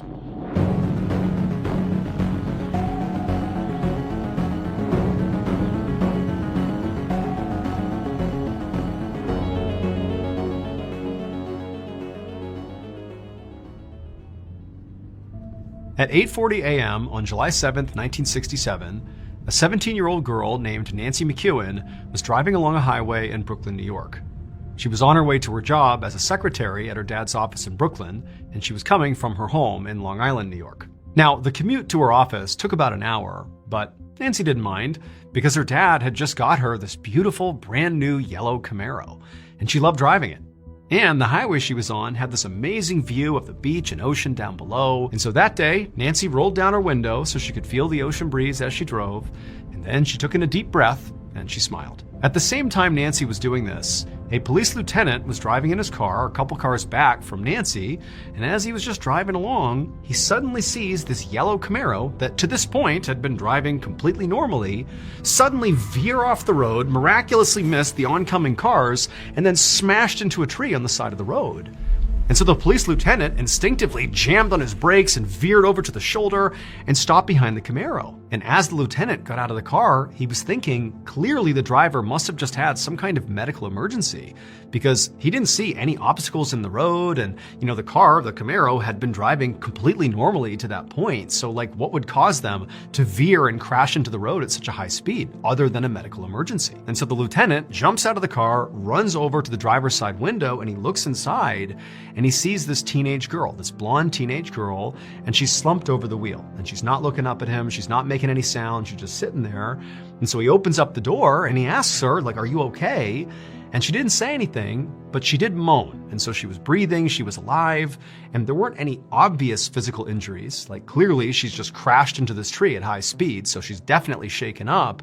But there weren't any obvious grievous injuries that have occurred here, at least none that he could see. And so he asked her again, hey, are you okay? What's going on here?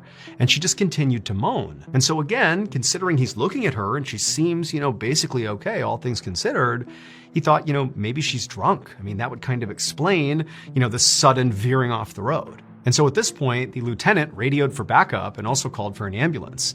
And while he waited, he began searching the car, just basically looking to see if maybe there was some clue in the car as to what happened here.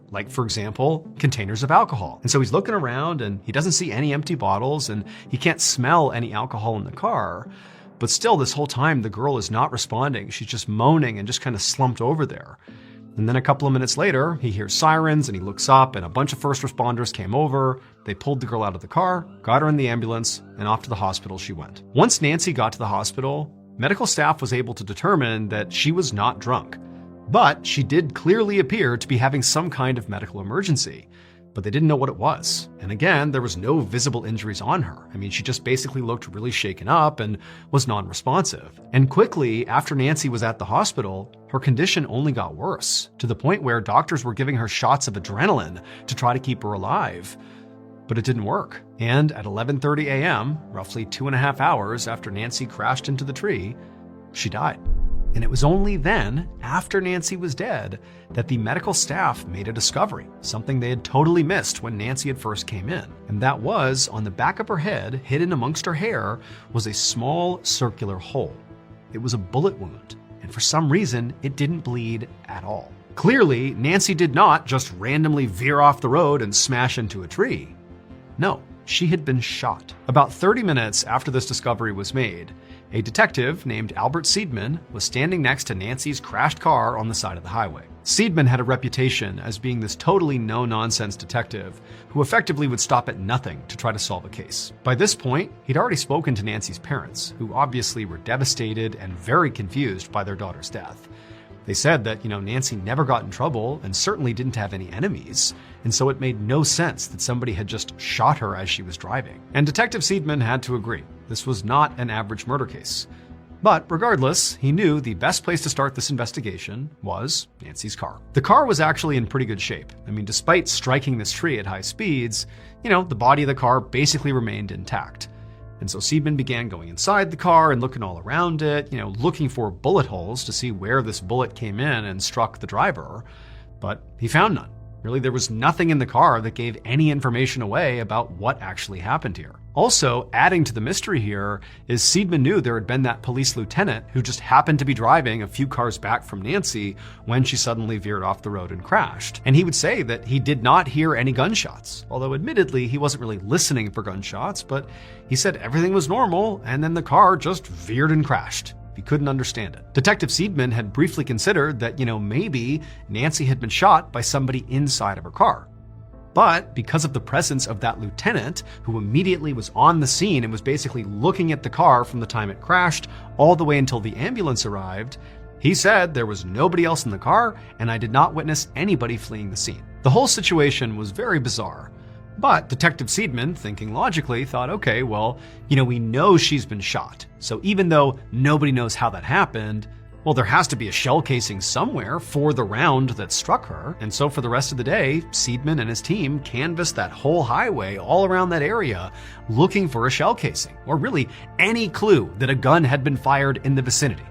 But they found nothing. By the end of the day, Detective Seidman was beginning to feel pretty disappointed about how the investigation was going so far. But he thought to himself, okay, well, I know I haven't found anything promising yet. But remember, she was shot not in some secluded area. She was shot on a major highway in Brooklyn, New York, a city of over 2.5 million people. I mean, someone somewhere must have seen or heard something. And so instead of continuing to look for a shell casing, Seidman abandoned that idea and decided to go find witnesses. Over the next 5 days, Detective Seidman and his team scoured Brooklyn and interviewed hundreds and hundreds of people, looking for anybody who had any information about this shooting. They also put out a public plea for information and were fielding tips that way. But at the end of those 5 days, despite the huge number of interviews, they really hadn't gotten anywhere. As Seidman began to feel his frustration rising, because once again, it just felt like they were hitting another dead end on this case, he told himself, like, they must have missed something. They've talked to a ton of people, but maybe they were too quick. Maybe they weren't asking the right questions. And so on July 12th, he gathered up his team and he circled some spots on a map of Brooklyn and said, look guys, we're going to go back to these key areas that are sort of positioned in the best angles to have maybe heard or seen something with the shooting.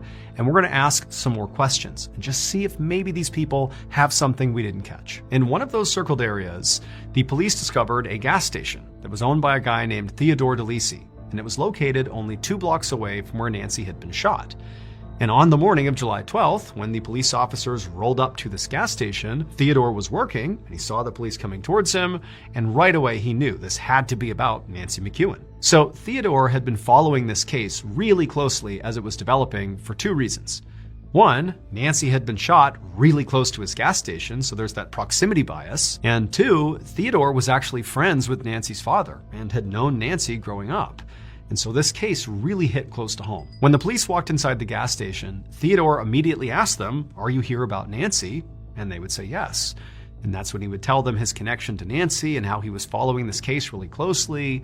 But despite his proximity to where she had been shot, he said unfortunately he hadn't seen or heard anything. But then Theodore quickly followed that up and said that, well, while he had been at the gas station in the morning for a little bit, he did take off at some point to go fishing out on the water in his boat, which was not too far away.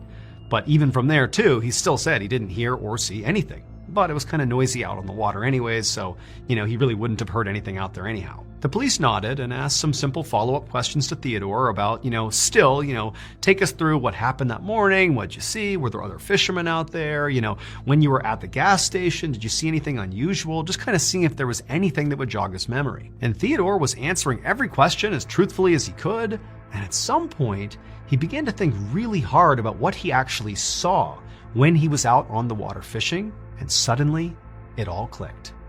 Theodore knew who killed Nancy. It would turn out at 8:40 a.m. on July 7th, the exact moment Nancy was shot, veered off the road and crashed, Theodore was in fact out in his boat fishing. Except at 8:40 a.m., he wasn't actually fishing.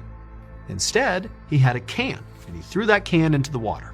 And once he saw the can, he kind of kept staring at it, and then he raised his rifle and he fired a shot at the can.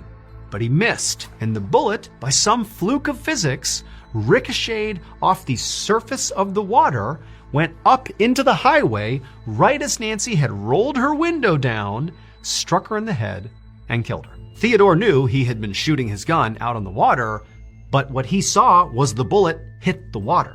He didn't think for a second he could have fired up towards the highway. It was when police began asking questions that he thought, oh my goodness, it is possible. A ricochet could have struck her in the head. Theodore was charged with homicide, but ultimately a grand jury chose not to indict him, citing that this truly was an accident. Theodore did not serve any jail time, but he was fined $100 for firing a rifle within city limits.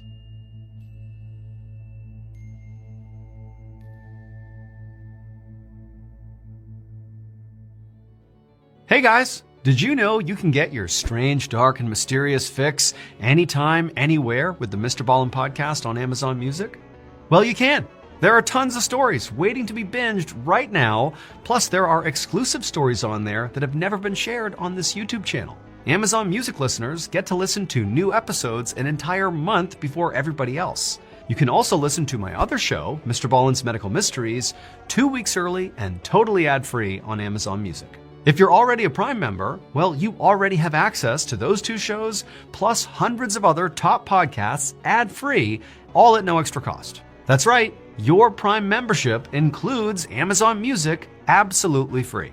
So if you're ready to dive deeper into strange, dark, and mysterious stories, well, go download the Amazon Music app today and listen to the Mr. Ballen podcast and also Mr. Ballen's Medical Mysteries. Now, back to today's stories.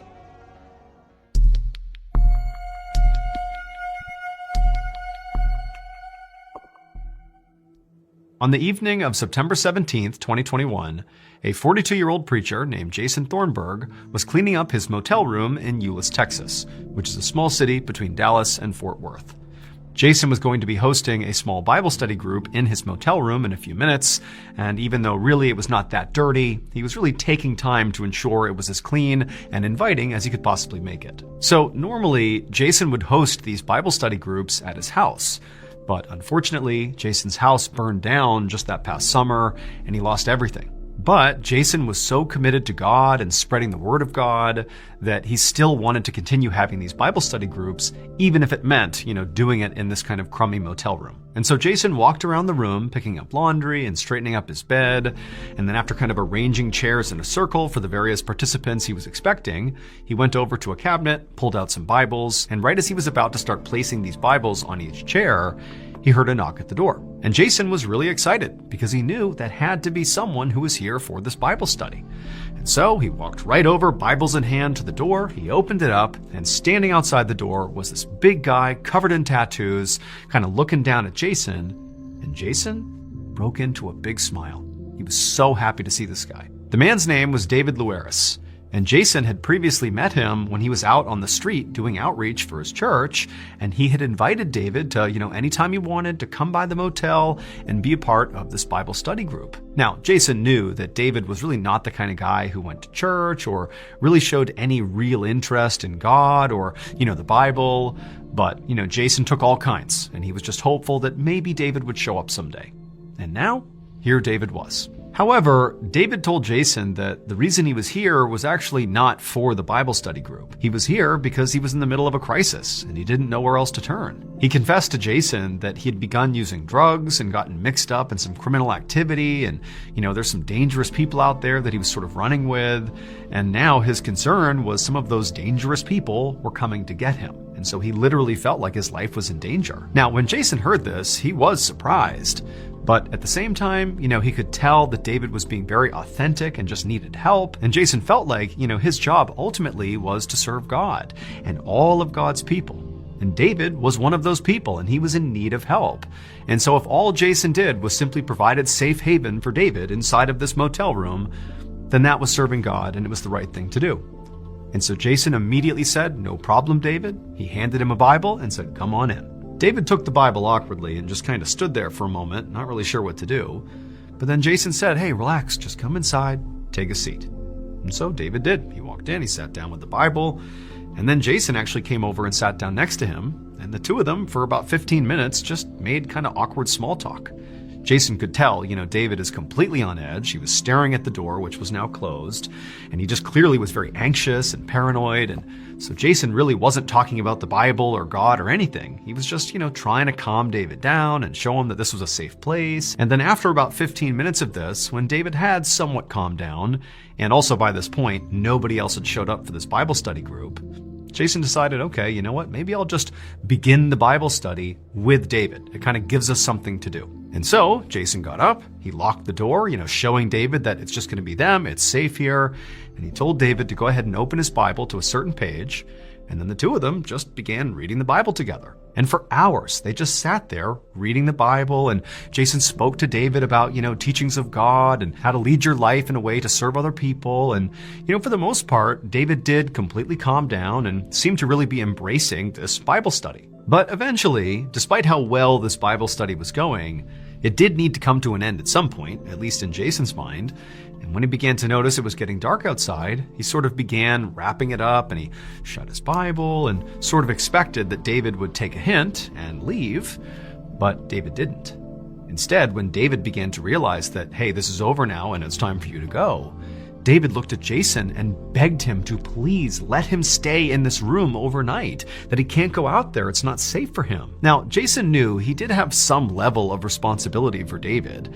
I mean, David had told him he was in danger, he had already invited him inside and was basically providing safe haven for him, and it did feel kind of wrong to be like, now go back out there, but at the same time, Jason felt a little uneasy. I mean, he didn't really know David. He didn't really understand the situation. And so there was some hesitation at first, but after looking again at David and seeing how desperate he was to just please stay here overnight, Jason said, okay, you can stay. So Jason grabbed some extra blankets and pillows and created a makeshift bed on the floor.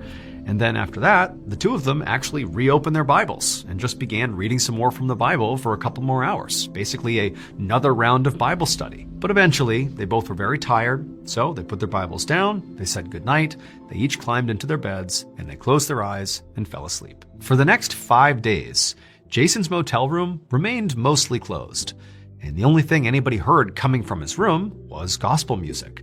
And it was being played at a very high volume, basically the entire time, to the point where other residents of this motel began to complain about how loud the music was. However, the owner of the motel was getting these complaints from residents who were only there for, hours at a time or days at a time. And, the room they're complaining about, Jason's room, he was a long-term resident and so had a sort of higher priority with the owner. And so the owner just didn't feel like bothering Jason. He wanted him to stay and keep paying for that room. And so the owner didn't do anything about the noise complaints. And also, the owner did know that his motel had sort of a seedy reputation, and so, generally speaking, he didn't really care too much about the music to begin with. And so over the course of these 5 days, the music kept on blasting, and really the only other thing of note, again, that happened in this period of time, was that these two other people entered Jason's motel room and didn't leave either. So basically there's 4 people in the room, they haven't come out again, super loud music, that's all going on for 5 days. And then on the 5th day, the morning of September 22nd, a single person walked out of Jason's motel room, and they were wearing a full-body hazmat suit and carrying some sort of luggage. And they would leave the motel, get in a car, and drive away. 45 minutes later, about 25 miles away from that motel, the Fort Worth Fire Department got a call about this raging dumpster fire in a residential neighborhood. Firefighters quickly got to the scene and put out the blaze, and after it was gone, they walked up to the smoky dumpster and looked inside just to get a look at what was burning, and what they saw caused them all to back up and call the police. It would turn out David was right when he said he was in danger. However, what he didn't understand is hiding out in Jason's motel room was not going to protect him from that danger. Shortly after he and Jason wrapped up that second Bible study that night, and the two of them climbed into their respective beds, Jason in his actual bed and David in the makeshift bed on the floor, well, David did fall asleep pretty quickly, but Jason didn't. Jason waited until David was asleep, and then Jason got up, got a knife, and then slit David's throat. Then he cut David's heart out and ate it, because Jason the preacher really actually believed that human sacrifice was the best and purest way to serve God. Over the course of the next 5 days after killing David, Jason would remain in his motel room blasting gospel music, and over those 5 days, he would basically lure those 2 women into his room, very likely on the promise of Bible study, but they too would be sacrificed. And then on the 5th day, the person who exited the motel room in the full hazmat suit was Jason, and that luggage he was carrying with him contained the body parts of the 3 people he had just killed. And he brought those body parts to that dumpster in that residential neighborhood and lit them on fire. And so when the firefighters put out the fire, what they saw inside were burned up bodies. Jason was arrested, and while he was awaiting trial, he confessed that David and the 2 women were not actually his first victims. He said that just a few years earlier, he had sacrificed his girlfriend, and that house fire that destroyed all of his belongings and prompted him to go live in this motel was set by Jason himself. because he had sacrificed his roommate and needed to get rid of the evidence. Ultimately, law enforcement was only able to show that Jason killed those 5 people. But there could have been more. Jason was found guilty of capital murder and sentenced to death. He is currently on death row in Texas.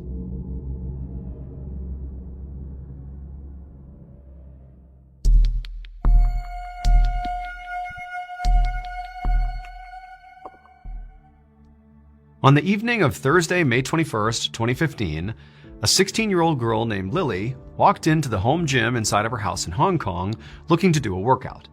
Now, she sort of expected the gym would be empty and she could kind of have the run of the place, but as soon as she walked in, she saw her dad was in there and he was doing some sort of cool-down exercise on a yoga ball. So Lily's dad, whose name was Ka Kim Sun, was a doctor and a professional, and normally at this time of the day, she would never see him in the gym. He was typically locked upstairs in his study, or upstairs doing work or something, or he was just gone for the day.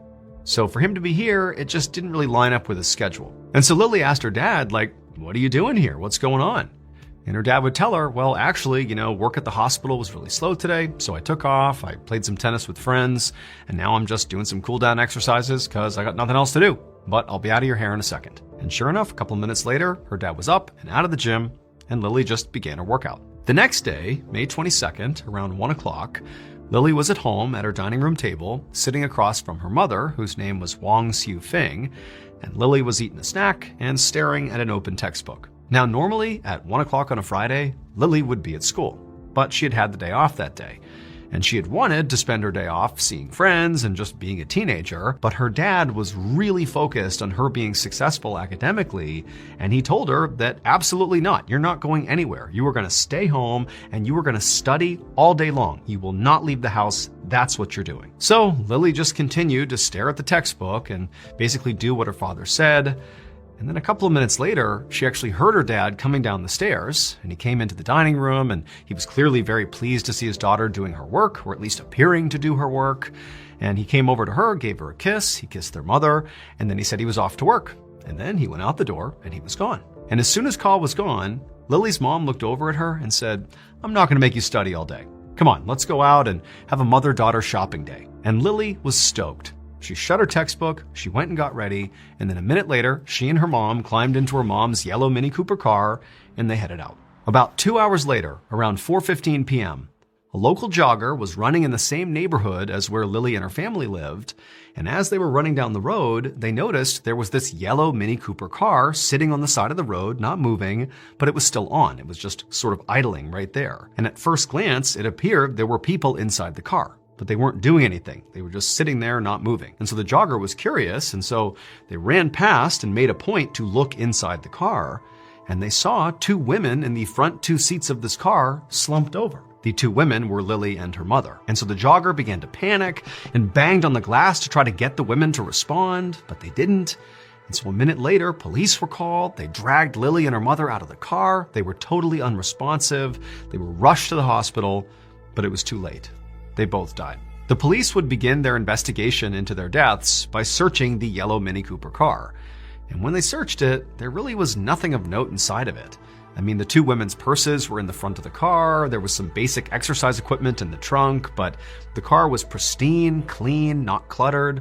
I mean, there really was nothing in the car that gave away what could have happened to these 2 women. For the next 6 months, the police tirelessly looked for some lead as to what happened to this mother and daughter.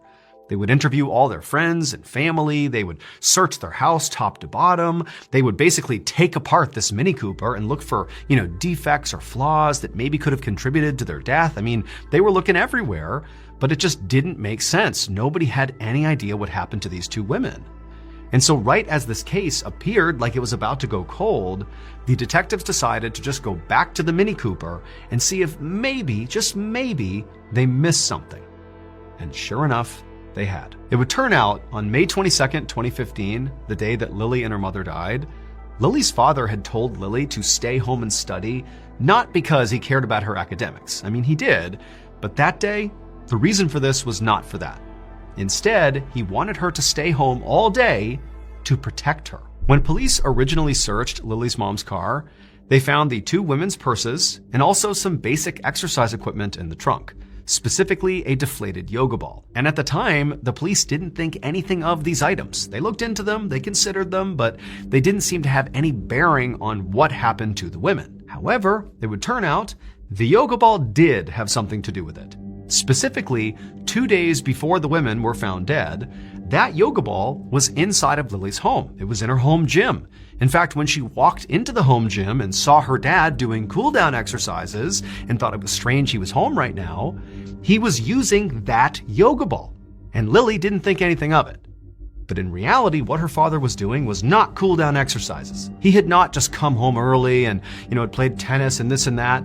In reality, he had taken that yoga ball to the hospital where he worked and filled it with carbon monoxide, an odorless, colorless, poisonous gas. And his plan was to put the yoga ball in his wife's car, unplug it, and now it's sealed and the gas is going to leak inside the car. And then when his wife got in the car and shut the door, she would effectively suffocate and die. He didn't try to kill his daughter, though. He wanted her to stay home and study, i.e., don't go with your mom and get in the car. But the mother defied the father, brought the daughter along, and then after driving for only a mile, the two women collapsed and died. Ka Kim's son was arrested and charged with 2 counts of murder. He was found guilty and sentenced to life in prison. He has never explained his motive.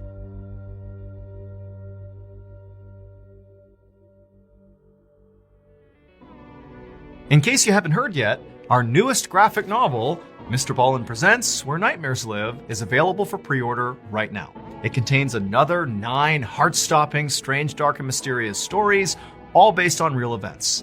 This was a passion project. It took a lot of time, a lot of people involved, from the artwork to the storytelling. I mean, this is a beautiful piece to add to your collection, so you got to check it out. The book comes out on September 30th, but again, you can pre-order your copy at book.ballenstudios.com, or you can click the link in the description below. There are a limited number of hand-signed copies available, but those are going to sell out very quickly. So please pre-order today, because remember, your nightmares are waiting.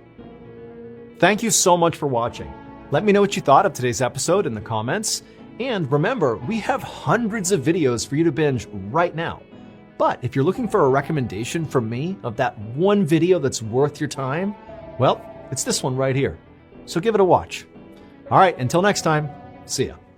This story is going to be painful to listen to. It's a horrific tragedy, and there's really no other way to tell it without it coming off that way. And so viewer discretion is advised. But before we get into today's story, if you're a fan of the strange, dark, and mysterious delivered in story format, then you've come to the right place, because that's all we do, and we upload 3 or 4 times every week. So if that's of interest to you, please go into the like button's favorite music playlist and replace all of the songs with the Kids Bop version of them. Also, please subscribe to our channel and turn on all notifications so you don't miss any of our weekly uploads. All right, let's get into today's story.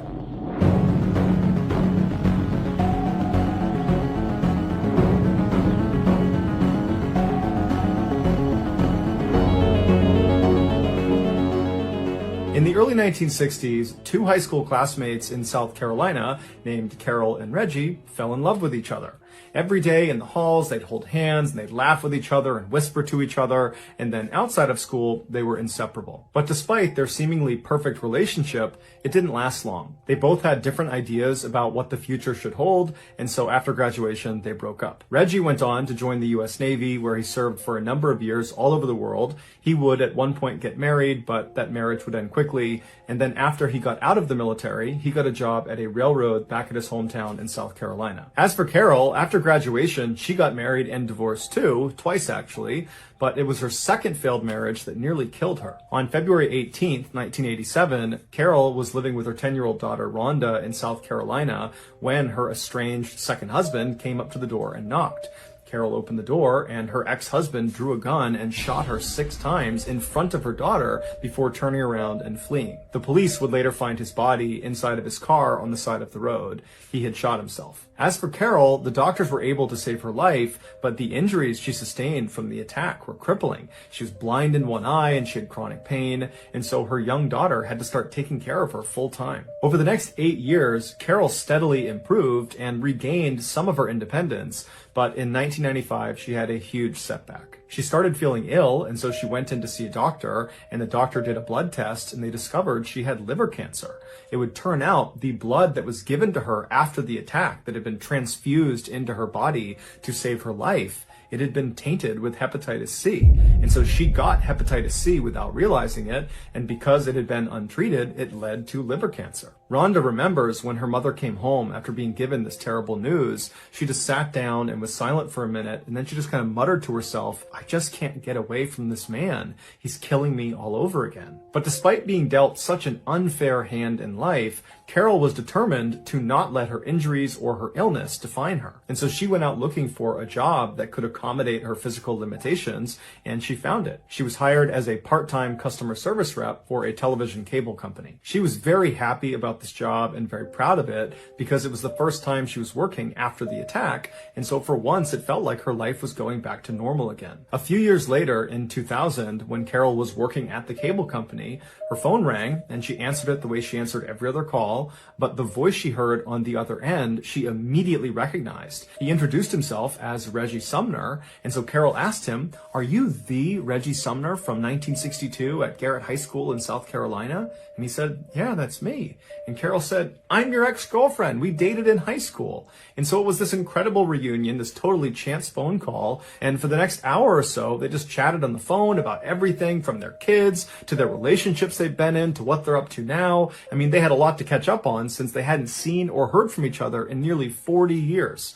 And so before they hung up, they realized they lived near each other, and so they made plans to get together in person. Rhonda would say her mother, when she came home that night, was like a 16-year-old girl all over again. She talked endlessly about how great Reggie was and how good-looking he was and how excited she was about their upcoming date. And so a couple of days later, Carol and Reggie have this date, and when Carol comes home, Rhonda would say it was obvious her mother had fallen head over heels in love with Reggie all over again. And luckily, Reggie had fallen in love with Carol too, because less than 6 months later, they got married and became Mr. and Mrs. Sumner. Within a year of their marriage, they decided to sell their home in South Carolina and move to Jacksonville, Florida to retire. Even though caring for her mother for all those years had been quite difficult for Rhonda, she said she was very sad to see her mother go, but at the same time, she was really happy for her because it seemed like she had found the one. Over the next couple of years, Rhonda stayed in touch with her mother, speaking to her almost every single day on the phone. But in July of 2005, Rhonda's mother stopped answering her phone.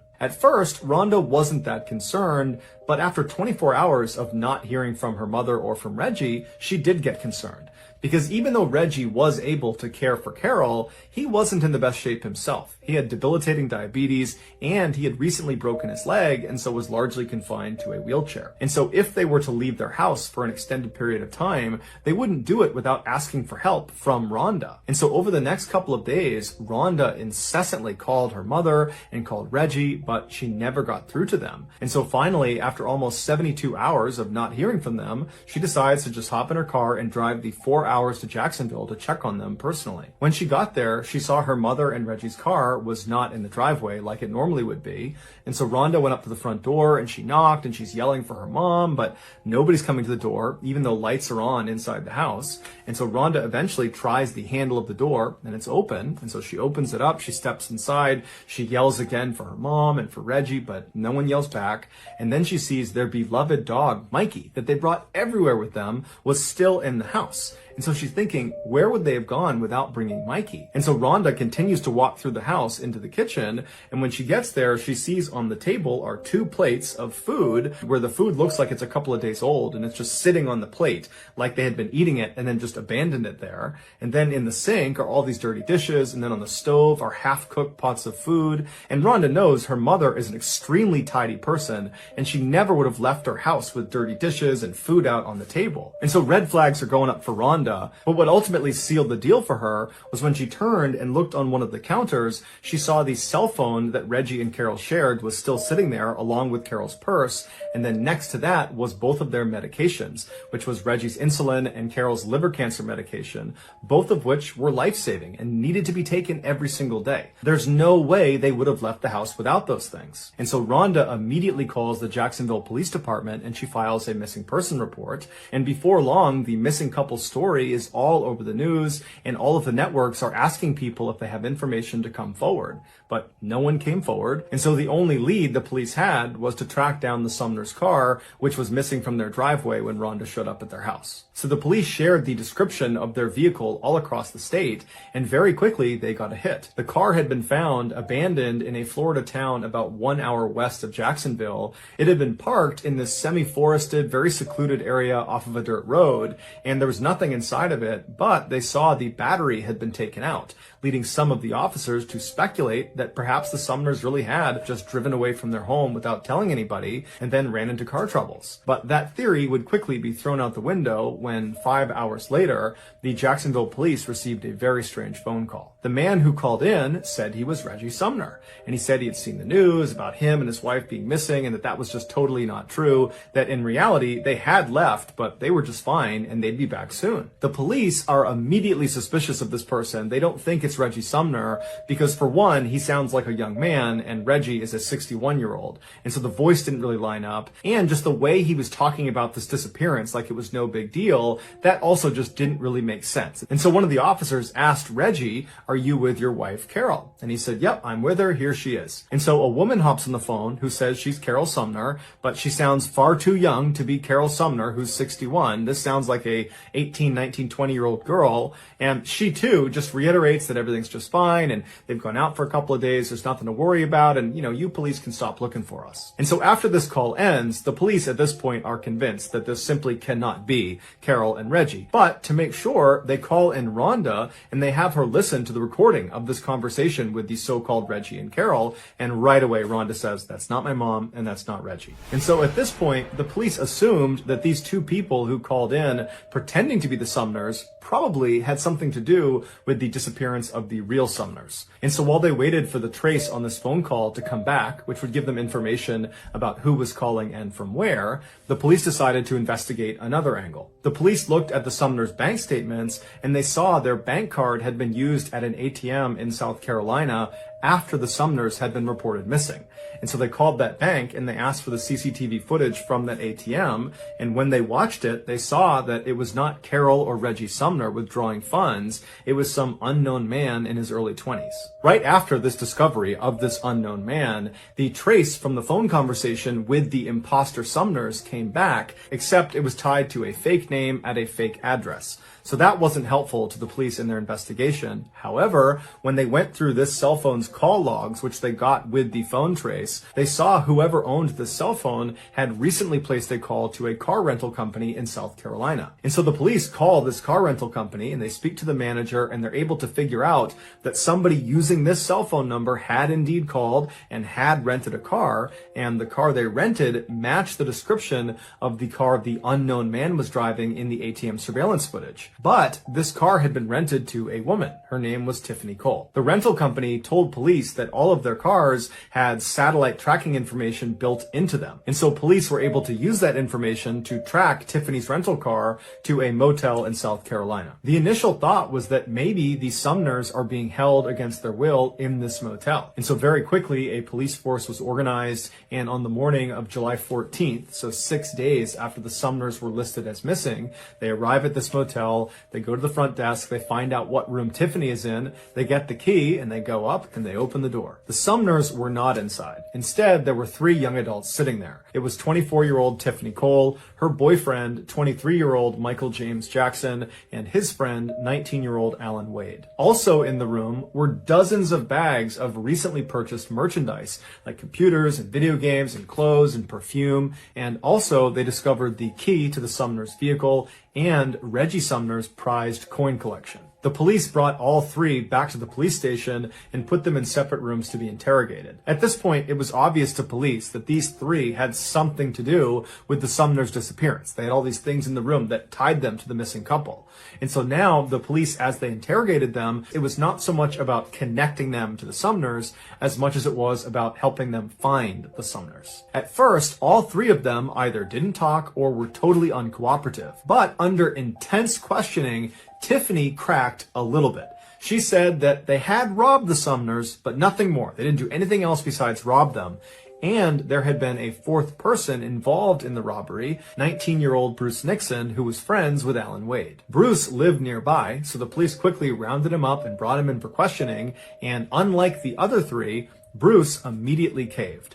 And the story he told about what happened to the Sumners brought many of the police that were involved in this investigation to tears. He said it all started with Tiffany. Tiffany used to be neighbors with the Sumners back when they still lived in South Carolina. Tiffany had a pretty rough upbringing, and her father was permanently sick, and so the Sumners kind of took her under their wing and looked after her and built a very close relationship with her and kind of treated her like she was one of their daughters. Anything she needed, if she needed money, food, anything, they would give it to her. For example, in 2001, right before they left for Florida, they sold a car to Tiffany, but they sold it for basically nothing because they knew she didn't have any money and she really needed a car. 4 years later, in June of 2005, Tiffany was partying in Jacksonville, Florida with her new boyfriend, Michael James Jackson, when they got kicked out of the house they planned on staying in for the night. And so now they don't have a place to stay, they don't have any money, and that's when Tiffany remembers the Sumners had moved to Jacksonville and they would always help her out if she needed anything. And so the two of them drive to the Sumners' house in the middle of the night, they haven't called them,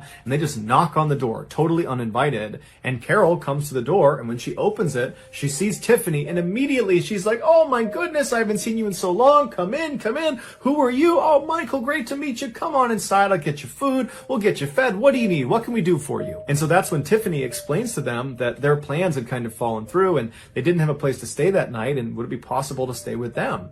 And so Carol and Reggie right away say, "Absolutely no problem. Tiffany, Michael, you guys are guests here. You're welcome. Stay as long as you want." And so that night, Carol cooked a big meal for them and they all sat down at the table. And at some point, Carol and Reggie talk about the sale of their house in South Carolina. And somehow it came up that they had made $99,000 in profit from this sale. And they were so happy about it because now they could really retire comfortably. And so as soon as they said that, Tiffany and Michael shot glances at each other because they knew they had to come back and rob them. The next morning, Carol and Reggie got up early, they made coffee and they made breakfast, and they were hoping that Tiffany and Michael would stick around for the day and spend some more time with them. But Tiffany and Michael were very quick to want to leave. They said, "Thank you very much, we got to hit the road." And so they left. And as soon as they get in the car, they start planning how they're going to come back and rob the Sumners and get their hands on that $99,000. 1 month later, on the evening of July 8th, after all robbery preparations have been made, Bruce Nixon and Alan Wade show up at the Sumner house and they knock on the door. When the door opens, it's Carol, and she doesn't recognize either of them, but being as kind and generous as she was, she said, "Hey boys, what can I do for you? How can I help you?" And this was exactly what Bruce and Alan were expecting based on what Tiffany told them. She said this couple would be very easy to exploit. And they tell her that their car had broken down and they needed to use her phone. And so she's a little bit skeptical, but ultimately she says, "Sure, come on in." And so Bruce and Alan go inside the house, the door shuts behind them, and as soon as it does, one of them draws a fake gun that looks very real and pointed it at Carol, while the other one began tying her up with cord and with duct tape. And so Carol begins screaming and making a bunch of noise, and Reggie, who's in the garage out of sight, he hears her. He comes running in to see what's going on, and he sees these two men who immediately attack him, and Reggie's got a broken leg and he's already pretty weak and frail, and so he doesn't put up much of a fight. And before long, he and his wife were all taped up and restrained on the couch, and they were having duct tape wrapped around their heads until everything was covered except for a slit underneath their nose so they could breathe. And so with the couple completely under control and at the mercy of their captors, one of the men texted Michael, who was down the road with Tiffany inside of Tiffany's rental car, and the text just said, "All clear." And what that meant was Michael could now come up and help them rob the house. And so Tiffany stays down the road in the rental car. Michael makes his way up. He goes inside, and he, Bruce, and Alan proceeded to ransack the house. And while these three men are moving room to room, taking all of their valuables, Reggie and Carol are probably thinking to themselves that, you know what, this is awful, we're getting robbed, but after they take whatever they take and they leave, we'll be fine, we'll recover. But when these three men finish taking all of their valuable items, they decided that they would also take Reggie and Carol. So they stood the couple up and they marched them into the garage and they put them in the trunk of their own car. At this point, Bruce left the Sumner's house and went down the road and got in Tiffany's rental car, and Michael and Alan, they got into the Sumner's car, and the two cars met up on the road and then drove 40 minutes northwest just over the border into Georgia, where they found this access road and they went down it until they reached this very secluded section of forest. This was not just some random spot in the middle of the woods in Georgia. This was a pre-selected spot that Tiffany and the others had been out to 2 days earlier to prepare it. And what they had done to prepare was to dig a grave for the Sumners. Michael and Alan, in the Sumners car, drove up right next to the grave site, while Tiffany and Bruce came up right behind them. And once they had all stopped, they got out of the car and they went right behind the Sumners car and they popped open the trunk. It's believed the temperature inside of that trunk was well over 100 degrees. And so Reggie and Carol were sweating profusely, and the sweat had caused their restraints to slip off their wrists and slip down off their face. And so the two of them were found holding on to each other and crying and praying. Seeing how weak they already were, the group decided they did not need to put new tape around their wrists or their face. They weren't going to go anywhere. And so they grabbed the two and they pulled them out and dumped them on the ground. It was probably around this time that the Sumners realized Tiffany was one of these 4 people that was doing this horrible thing to them. And I can only imagine the heartbreak they experienced. This girl that they took in under their wing, that they thought of as a daughter, was betraying them in such a heinous and horrible way. But there was no time to feel upset about it, because as soon as they were dumped on the ground, Michael grabbed Reggie and kind of threw him over to the side and said, "Sit down, don't move, or I'm going to kill you and your wife." And then the others grabbed Carol and dragged her away from her husband over to the edge of the grave, where they literally ripped the jewelry off of her face and off of her body. And then after all the jewelry was gone, they pushed her into the grave. Then they walked over to Reggie and dragged him over and threw him in with his wife. As soon as the couple was in the grave together, they repositioned themselves so they were both sitting up, one in front of the other, with Carol behind Reggie, and she threw her legs and her arms around Reggie, just kind of clutching onto him, and she buried her head into his back and she began crying. The original plan, apparently, had been to take the Sumners and put them in this grave and pretend like you were going to do something to them, to scare them into giving up all of their information, all of their banking information, and anything else that was valuable. And it worked. And so as Carol is crying into Reggie's back, Reggie is pleading with the group. He's pleading to them, "Let me give you everything I have. Whatever you need, it's yours." And so Michael said, "Give me all your ATM bank card numbers, give me your PIN numbers, everything." And so Reggie did. He gave him all the information he could possibly give to him. And then, for some reason, despite the fact that at this point, the group has taken everything of value from this poor couple. They have extracted all the valuable information they could possibly get from them. Despite that, they decide that that's not enough. They need to kill the Sumners. And they need to kill them in the worst way imaginable. They need to bury them alive.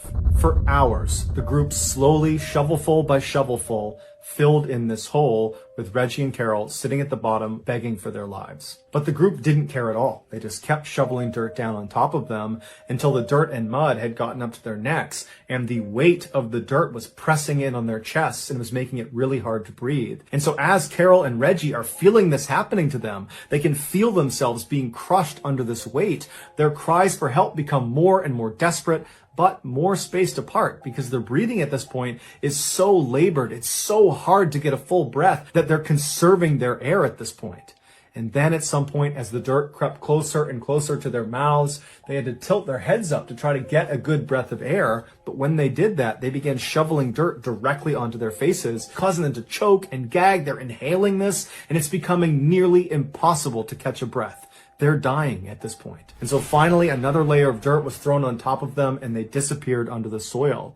But their sounds didn't go away. They continued to whimper and make sounds as more and more dirt was put down, until finally they had filled in the hole and they began packing the dirt down with the backs of their shovels. And they could hear underneath the soil still the sounds of this couple dying. This was a slow and horrible death. After the killers were done, they left the site and they took the Sumner's car and they dumped it in Florida where it was ultimately found. And then they all piled into the rental car. They went to an ATM and pulled some of the Sumner's money out and then went on a spending spree. Here is a photo of Tiffany celebrating just hours after killing the very people that had taken her in and treated her like a daughter. After their autopsies, the medical examiner explained that both Reggie and Carol had dirt packed into their nose, into their mouths, in their throats, in their stomach, and in their lungs, meaning their actual cause of death was being buried alive. In exchange for telling investigators what happened and for leading them to the gravesite where the Sumners were,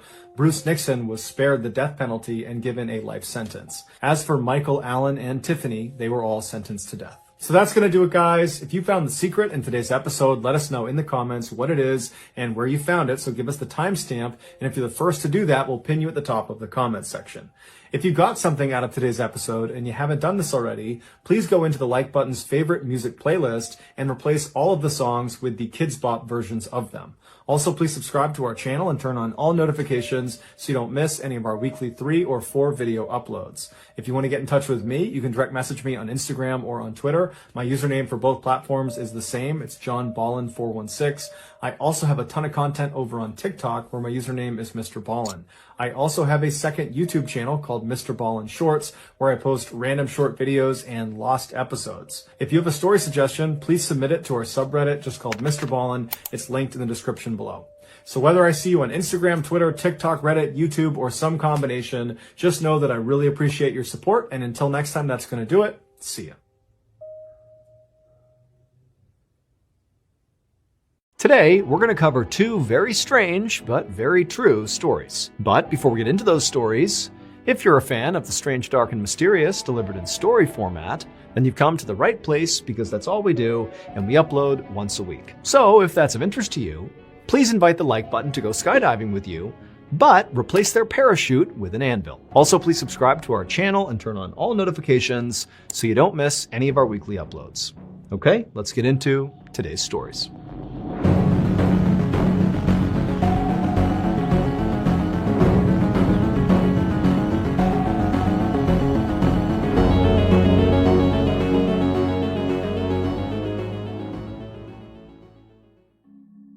One afternoon in the spring of 1990, a young mother tidied up her family's living room in Pingyang Township, which is a small rural community made up of several villages in southern China. And she was almost done when she heard her 3-year-old twin daughters start to cry. And this really caught her off guard, because even though these kids were only 3 years old and 3-year-olds cry, well, her daughters basically never cried. They were like silent all the time. The girls' names were Shi Tsai and Shi Hongwu. And they'd been really easy babies because they were basically quiet all the time and just wanted to sleep. However, as they got older, their silence became more concerning. All they really wanted to do was just lay around and sleep and do nothing. Even at 3 years old, they hadn't even said their first words yet. So when this mom heard these girls crying, she rushed down the hall to see what was going on. 1, just obviously to make sure her kids were okay, but 2, just out of curiosity. This is so uncharacteristic to be making any noise at all. And so the mom, she burst into the nursery and she saw her girls in their crib and they were sobbing hysterically, totally upset. And the mother rushed over and she scooped them up and asked, what's going on? Are you okay? But of course the girls didn't say anything because they didn't speak. They just continued to cry. But the mom, she kind of assessed her kids and couldn't see any injuries. They didn't seem sick. They were just upset about something, but she had no idea what it was. And so the mom just stood there comforting her girls until they calmed down, and then she put them back into the crib and they both went to sleep. And that was it. A couple of days later, and the twin girls were back to their normal routine, being totally silent and sleeping for most of the day. And as the girls slept in their nursery, their mom just went around the house doing some housework, and at some point she walked down the hallway past the girls' bedroom. Now, their door to the nursery was shut, and again, they're just sleeping and being totally quiet. The mom hasn't heard them at all day. And as she's walking down the hallway, she suddenly comes to an abrupt stop right outside the nursery door, because distinctly she can hear her girls making noise in their room. But they're making a noise that just doesn't make any sense to the mother. Her daughters were not crying or fussing or anything like that. They were talking. At first, the mother wanted to rush in there and experience this firsthand, this landmark moment of her girls speaking for the first time. But she also worried if she went in there, they might go silent and she'd ruin the moment. And so instead, she just pressed her ear to the door and just listened. And as she listened, she really couldn't believe what she was hearing. Because these girls weren't just babbling, saying random words. These girls were having like a full-blown conversation with each other, like adult-level sentences being spoken back and forth. These girls who apparently, at least according to the mother, couldn't even speak. Like, how is this even happening? However, the more the mother listened to her daughters, the more unsettled she became. Not only because, she's listening to her daughters speak for the first time at like an adult level, which is totally bizarre, but the content of this discussion her 3-year-old daughters are having made no sense. These girls were talking about stuff that they could not possibly know. The girls were talking in detail about people and events from a totally different village. A village their mother knew they had never been to, had never even heard of, and certainly didn't know anybody who lived there. Now, in basically every other part of the world, if a mother suddenly heard her 3-year-old twins, who had never said a word before, suddenly having adult-level conversations with each other about people and places that they can't possibly know about, that might be enough to spurn that mother to at least call their doctor. But this mom, well, she lived in Pingyang Township. And that meant, when she heard what her daughters were saying, as alarming as it was, she actually did know what was going on. Pingyang Township has a very strange secret. And that secret is that of the approximately 7,000 residents who live there, over 100 claim to be the reincarnated spirits of people who have died traumatic deaths. And this is not just some wacky thing these people are saying. No, in Pingyang Township, it's not just those 100 people who believe they really are reincarnated. It's the whole community. All 7,000 some odd people 100% believe that these people truly are reincarnated. And so how that plays out is that periodically the reincarnated folks will go to a non-reincarnated person in the township and will claim things like, hey, in my past life, your family owed me a debt. And so now you're going to pay it out. And these non-reincarnated people will absolutely pay that debt. Or in other cases, there have been fights, physical altercations that have come from a reincarnated person approaching a non-reincarnated person and basically saying, in a previous life, you or your family or your relatives insulted me in some capacity, my previous self, and we're going to fight about it right now. And those fights take place in this town, and it's totally normal. But the interactions between the reincarnated and non-reincarnated people in this township, it's not just about conflict. In fact, there's been lots of decisions made in this township that are designed very specifically to avoid conflict between the reincarnated and non-reincarnated. For example, there was a little boy who claimed to be the reincarnated spirit of a pig who was butchered in town, and the butcher, who this boy said butchered him when he was a pig, well, the butcher, to make sure he was not offending this boy or potentially other people who were, the reincarnated spirits of other animals he had slaughtered, the butcher shut down his business just to be like, I don't want to offend you all. I'll find something else to do with my life. And so when this mother heard the sound of her twin girls who had never spoke before, suddenly having this detailed conversation about people and events from this other village, as jarring and shocking as that was for her, because she lives in Pingyang, she instantly understood that the only way my girls could have that information and be able to have this conversation is if they are reincarnated spirits. And so this mother did what she thought was right, which was not to call a doctor, but instead to get the word out to the people not just in her village, but across the Pingyang Township that her twin daughters are actually reincarnated spirits. The mother's hope was that perhaps there was still family of these reincarnated spirits in this other village her daughters were referencing in their conversation that would find out about this, and maybe they'd want to come here and meet their family who now live inside of her daughters. And sure enough, less than a week after this mother got the word out, this man and woman who she didn't know came knocking at her door. When the mother let them inside the house, her girls immediately recognized them. One of the twins said that this was her mother and father from her previous life. Then the twins, these little 3-year-old girls, went on to tell this unbelievably complicated and sophisticated story about how in their previous life, these twin girls were not actually sisters. Instead, they were best friends, and together, they had taken their own lives approximately 1 month before they were reborn in the bodies of these twin girls. And so after that, the twins just continued talking to this man and woman for quite some time, giving specific details about this village that, again, these girls, at least according to their mother, had never been to before. These girls also gave intimate details about these teenage girls' lives and even had information that was very specific to what happened to them when they took their lives and, where their bodies were found. Again, information these girls shouldn't have. And then at some point, the mother of the twins asked this man and woman, like, are these details they're giving you accurate? Is this true?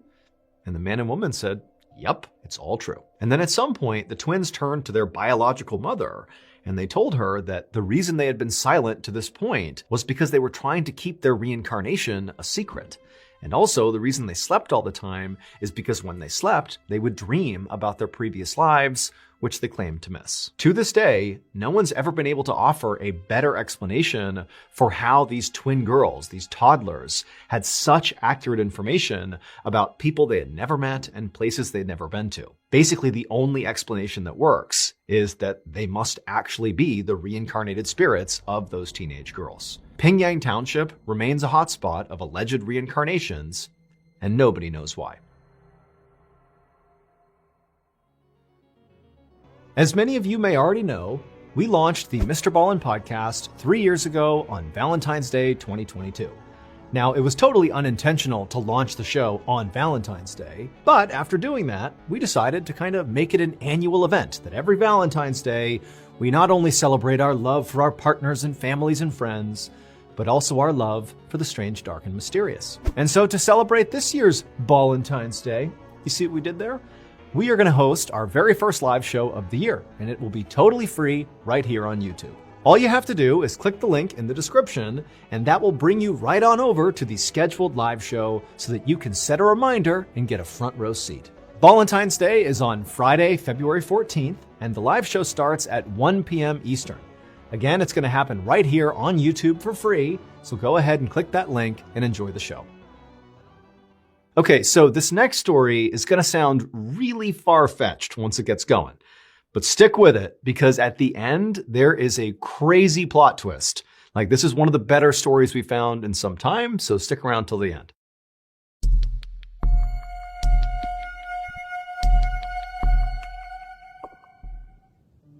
On a spring afternoon in 1883, a young woman named Sarah tidied up her farmhouse in a tiny settlement called Eagle Creek in Arizona. While Sarah cleaned, her sister Elizabeth took a bucket outside to get water from their outdoor spring. So Sarah and Elizabeth actually lived together in this farmhouse along with their respective families. The American West at this time was sparsely populated and dangerous, so it was not uncommon for families to kind of band together like this. Their husbands herded the sheep and worked the land, while Sarah and Elizabeth looked after the house and also took care of their collective 4 kids. And so on this day, as Elizabeth was out getting water, Sarah continued to tidy up the house with one eye on the kids, making sure they were okay, when all of a sudden, the family's dogs, who were leashed up outside, began barking really aggressively. Now, for Sarah, this was really alarming, because the dogs typically were pretty docile and didn't make a lot of noise. So clearly, something was going on outside. And so Sarah told the kids to stay inside, and she quickly went outside onto the porch to see what the dogs were barking at. And so once Sarah was out on that porch, she immediately surveyed the area out in front of her, and off to her left and off to her right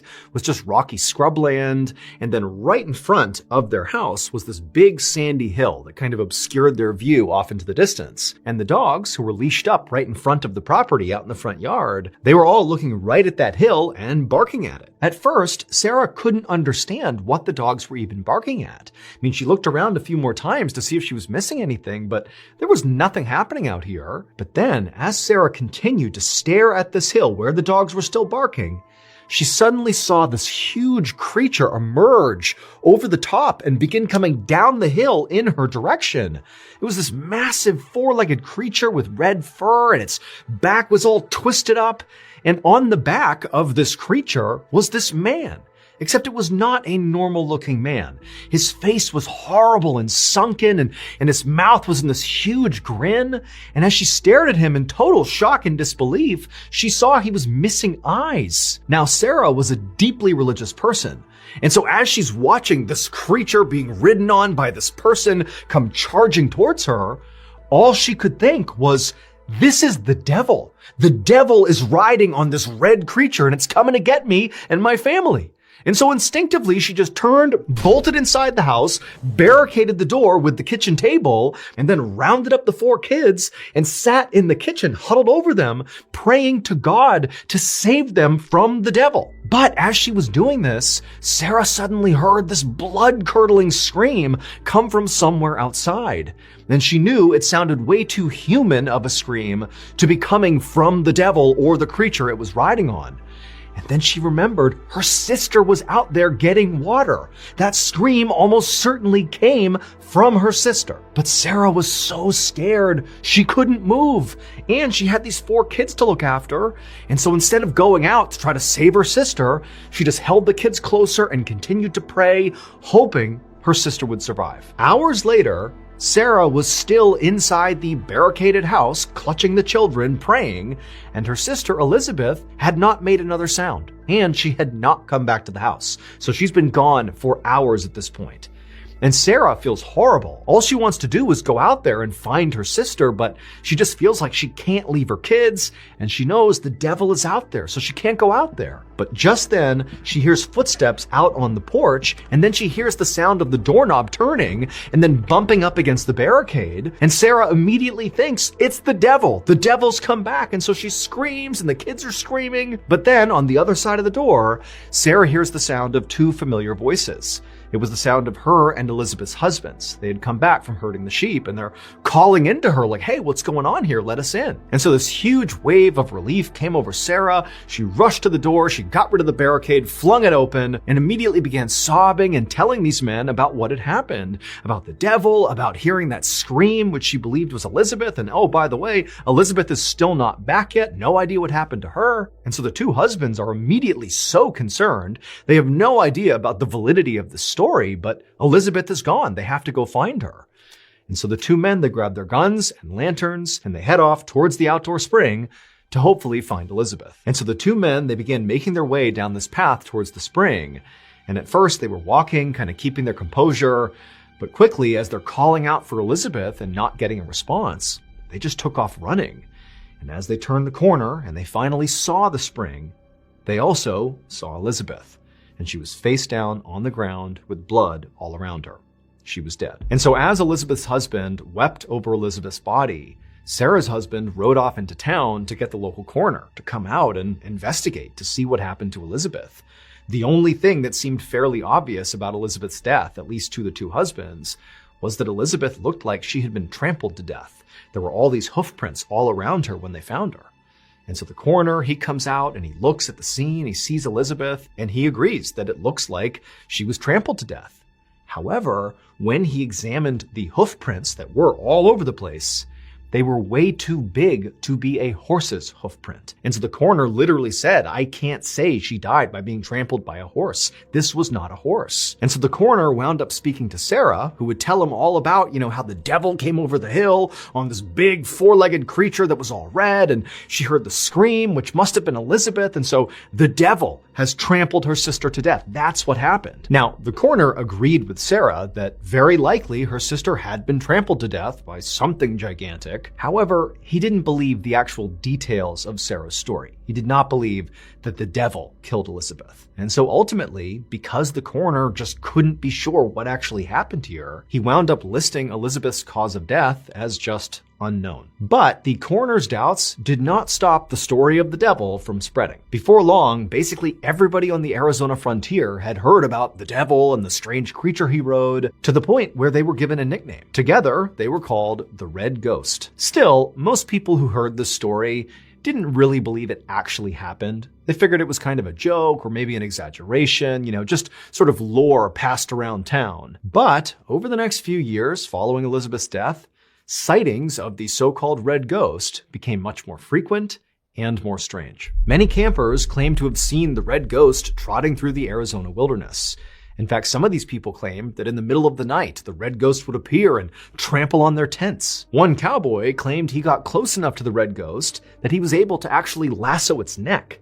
However, the red ghost, in turn, took off so quickly and so powerfully that the cowboy got dragged and had to let go. And so stories like these, run-ins with the red ghost out in the wild, persisted for years, until about a decade after Elizabeth's death, this farmer in eastern Arizona happened to look out his window, and there, standing in his turnip patch, was the so-called red ghost. And this farmer had heard all the stories about the red ghost, and he had already made up his mind about what he would do if he ever ran into the red ghost, and that would be to shoot it. And so what did he do? He grabbed his rifle, he leaned out the window, and he fired. And the red ghost crumpled to the ground right in the middle of the turnip patch. Once the creature was down, the farmer rushed outside and ran up to the carcass to finally see what the heck the red ghost was, what was causing all these stories to spread over so many years. And when he got out there and actually looked down at the red ghost, he knew immediately that all the stories about this creature had been wrong. It would turn out the red ghost was not the devil riding some supernatural monster. Instead, the red ghost was a combination of two very mortal beings. The first of these two beings was a creature that, if you saw it today, you would know what it was. But for folks in Arizona in the late 1800s, they would have no way of knowing what this creature was. They had never seen it before. It had red fur, a long neck, and a humped back.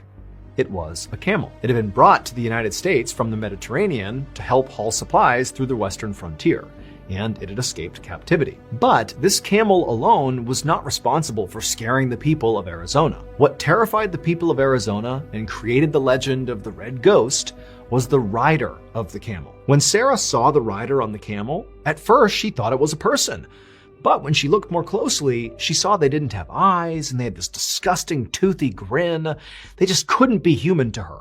And so she had decided this must be the devil. But it would turn out her first instinct was right. This was a person. There was a person on the back of that camel. The devil on the back of the camel was a man's decomposing corpse. And because he was a decomposing corpse, his flesh and eyes had rotted from his face, making it look like he had no eyes and gave him this huge toothy grin because there was no flesh there. Now, we don't know who this man was or how exactly he died.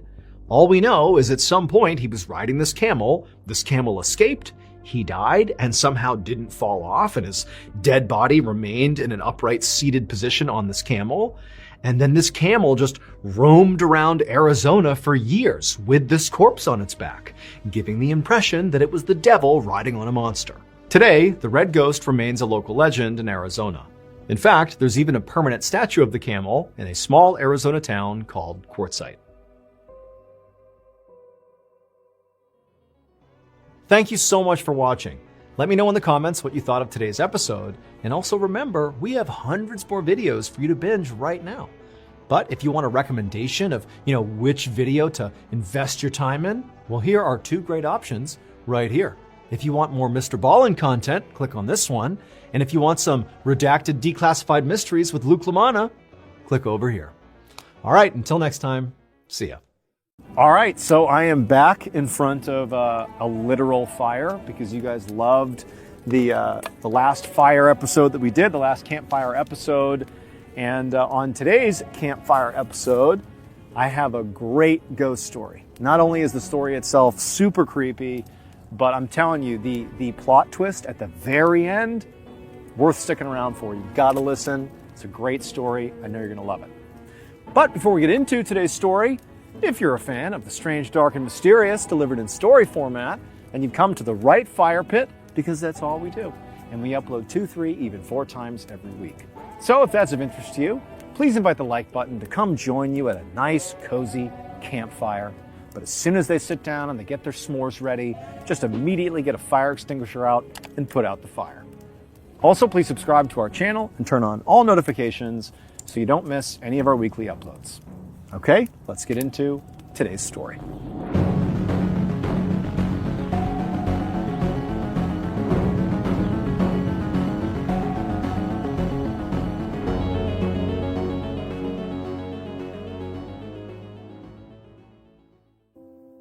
One afternoon in the winter of 2015, a 57-year-old woman named Patricia Dare was sleeping on her couch inside of her home in France when the sound of her phone dinging woke her up. Patricia slowly opened her eyes and she felt groggy and confused. She'd been relaxing and watching a movie since she had the day off from her job as a reporter for a local radio station, but she realized, she must have dozed off.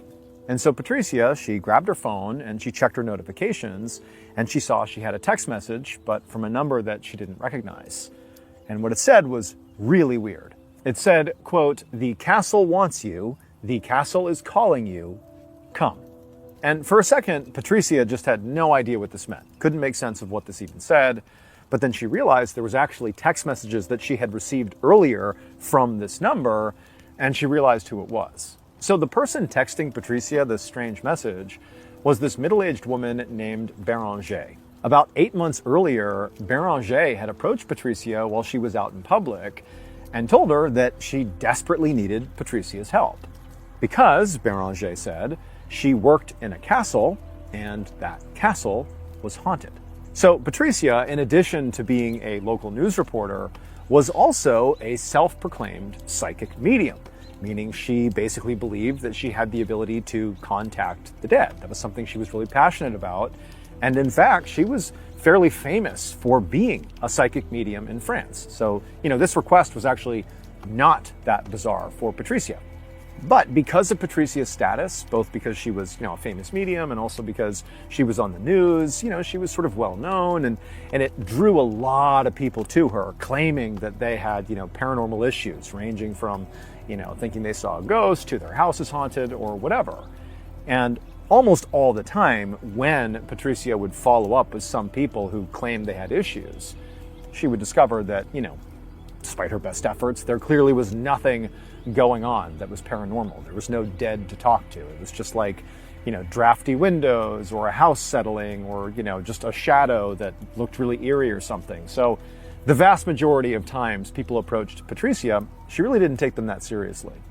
So a couple of months ago, when Béranger had approached Patricia, her reaction to it was basically like, "Oh, your castle's haunted." Yeah, I bet, but she was polite about it, but realistically she didn't believe it was true.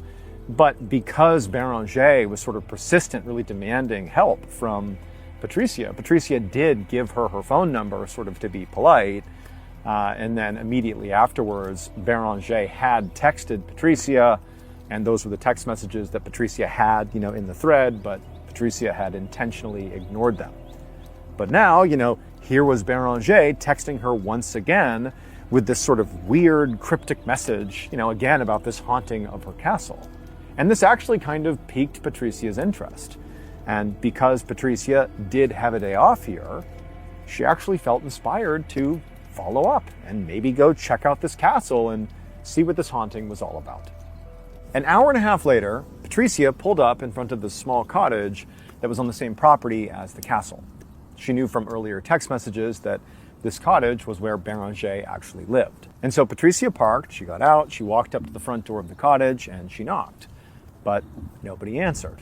And so after a few moments, she tried knocking again, this time a little bit louder, and then the door did open. But it was not Béranger. It was this man, this middle-aged man who looked very confused to be seeing Patricia standing there.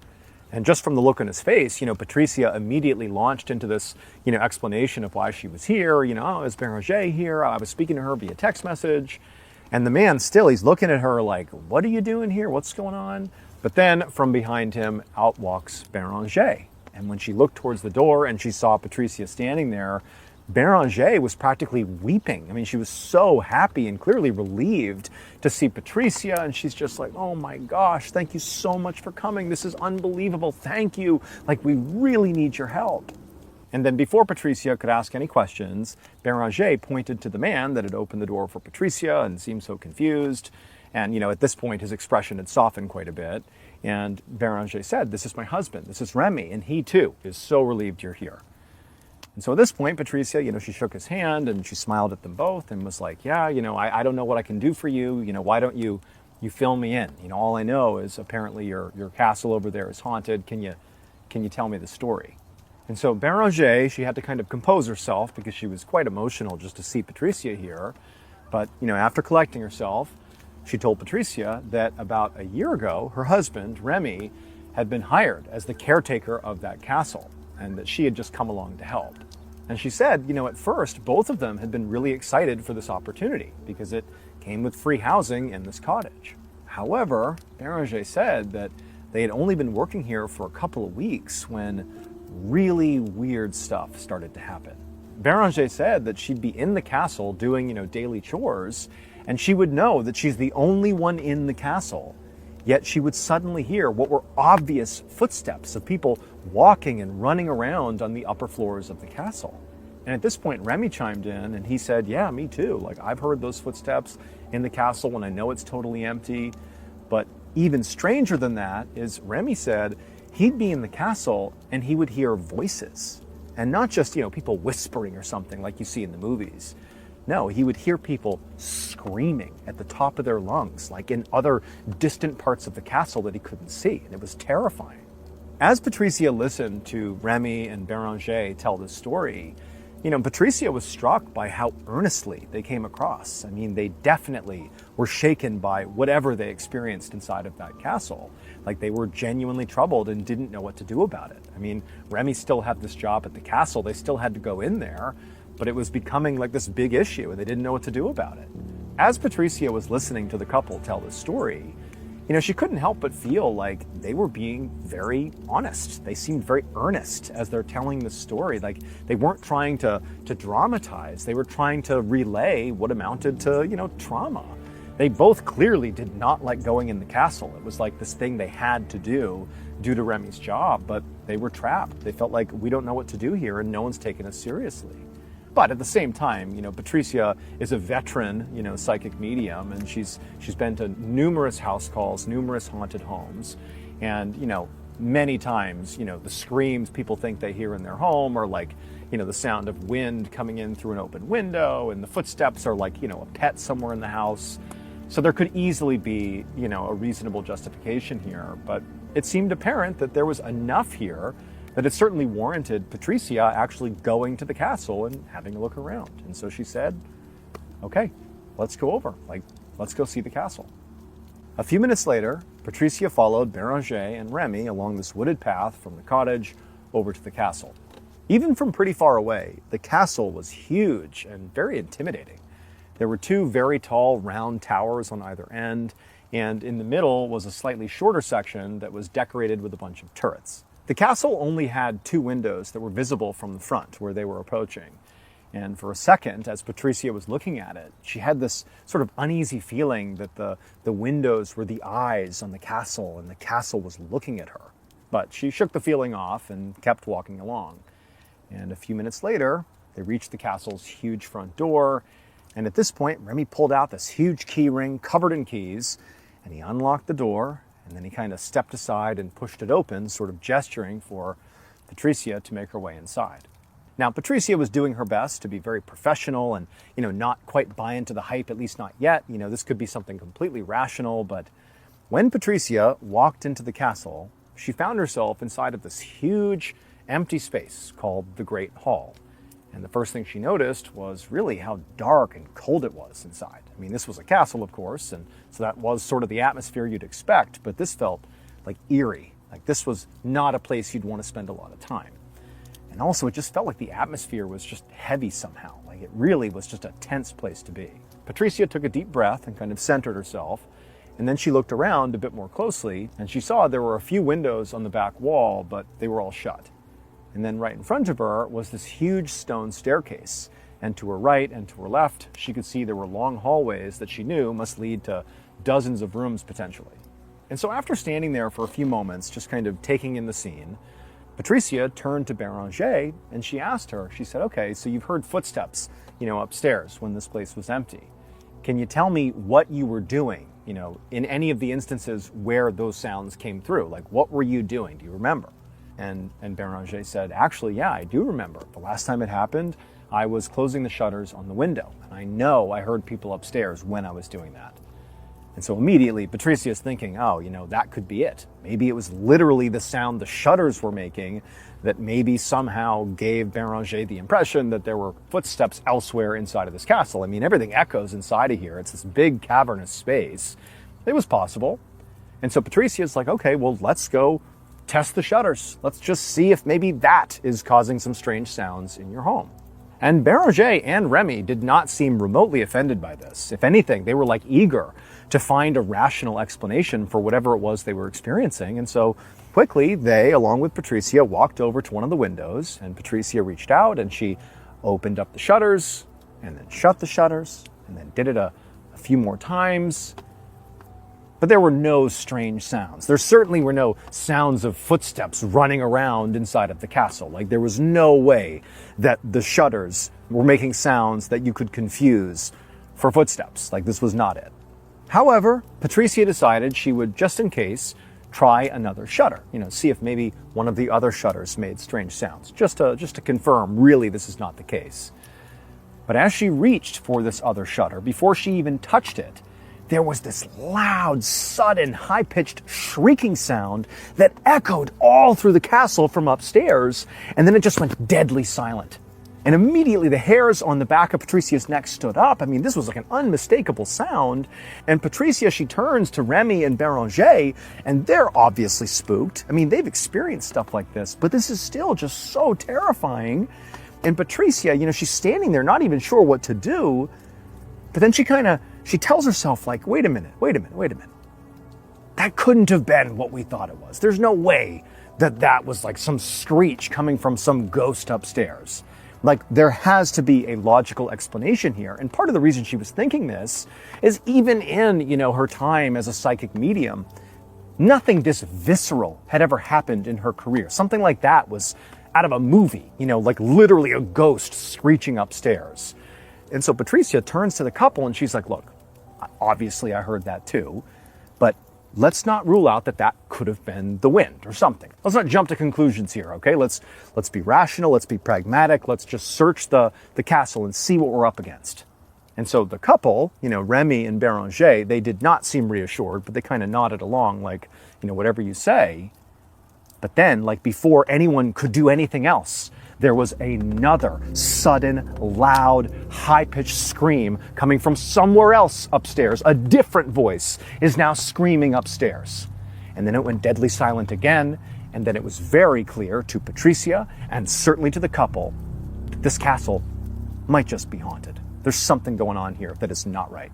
However, as Patricia is standing there kind of trying to get her bearings of like what she should even suggest they do, because suddenly she is like the expert in charge of the response here, before she could even think, she had this very powerful feeling come over her that she would sort of describe as like a pull. It was like a magnet was pulling her in the direction of these screams. Like she felt like she needed to go upstairs to the second floor to wherever those screams came from. She had to. And it wasn't even clear if this was like her channeling her psychic medium powers. It was like the castle was pulling her deeper and deeper inside of the structure. And so without even telling Remy and Béranger what she was doing, Patricia just kind of silently turned and began walking almost against her will towards that stone staircase that went up to the upper levels. And now at this point, the castle is deadly silent. All you can hear is the sound of their footsteps as they're making their way over towards the staircase. And, Remy and Béranger, they're so frightened. They're just, tucked up right behind Patricia, following her along, not even sure what they should be doing. And so upstairs they went, and Patricia, again, she's got like this intense feeling that she has to go upstairs. She can't even control it. And so up the stairs she goes. No one's talking. All they hear is the sound of the footsteps on the staircase. And up they go, all the way up to the third floor, which is, where these screams were likely coming from. And at that point, Patricia, almost on instinct, turned left and began walking down this long hallway with all these doors that were shut along the way. And again, the castle is just deadly quiet. All you can hear are their footsteps. And down the hallway they go, all the way to a dead end where there is a single room that is shut at the very end of the hallway. And at this point, Patricia, almost like without even thinking, she turns and kind of almost aggressively says to Remy, "Get your keys out and open this door." Like she didn't even know why she was being aggressive. It was like just coming through her. But Béranger at this point, she chimes in and says, the owner of the castle, they told us this is the one room we're not allowed to go in. We've never been inside of here. We can't go in here. Patricia, she just looks at Béranger and says, "I don't care. We have to go in. Open the door. I'm going in. I have to go in this room."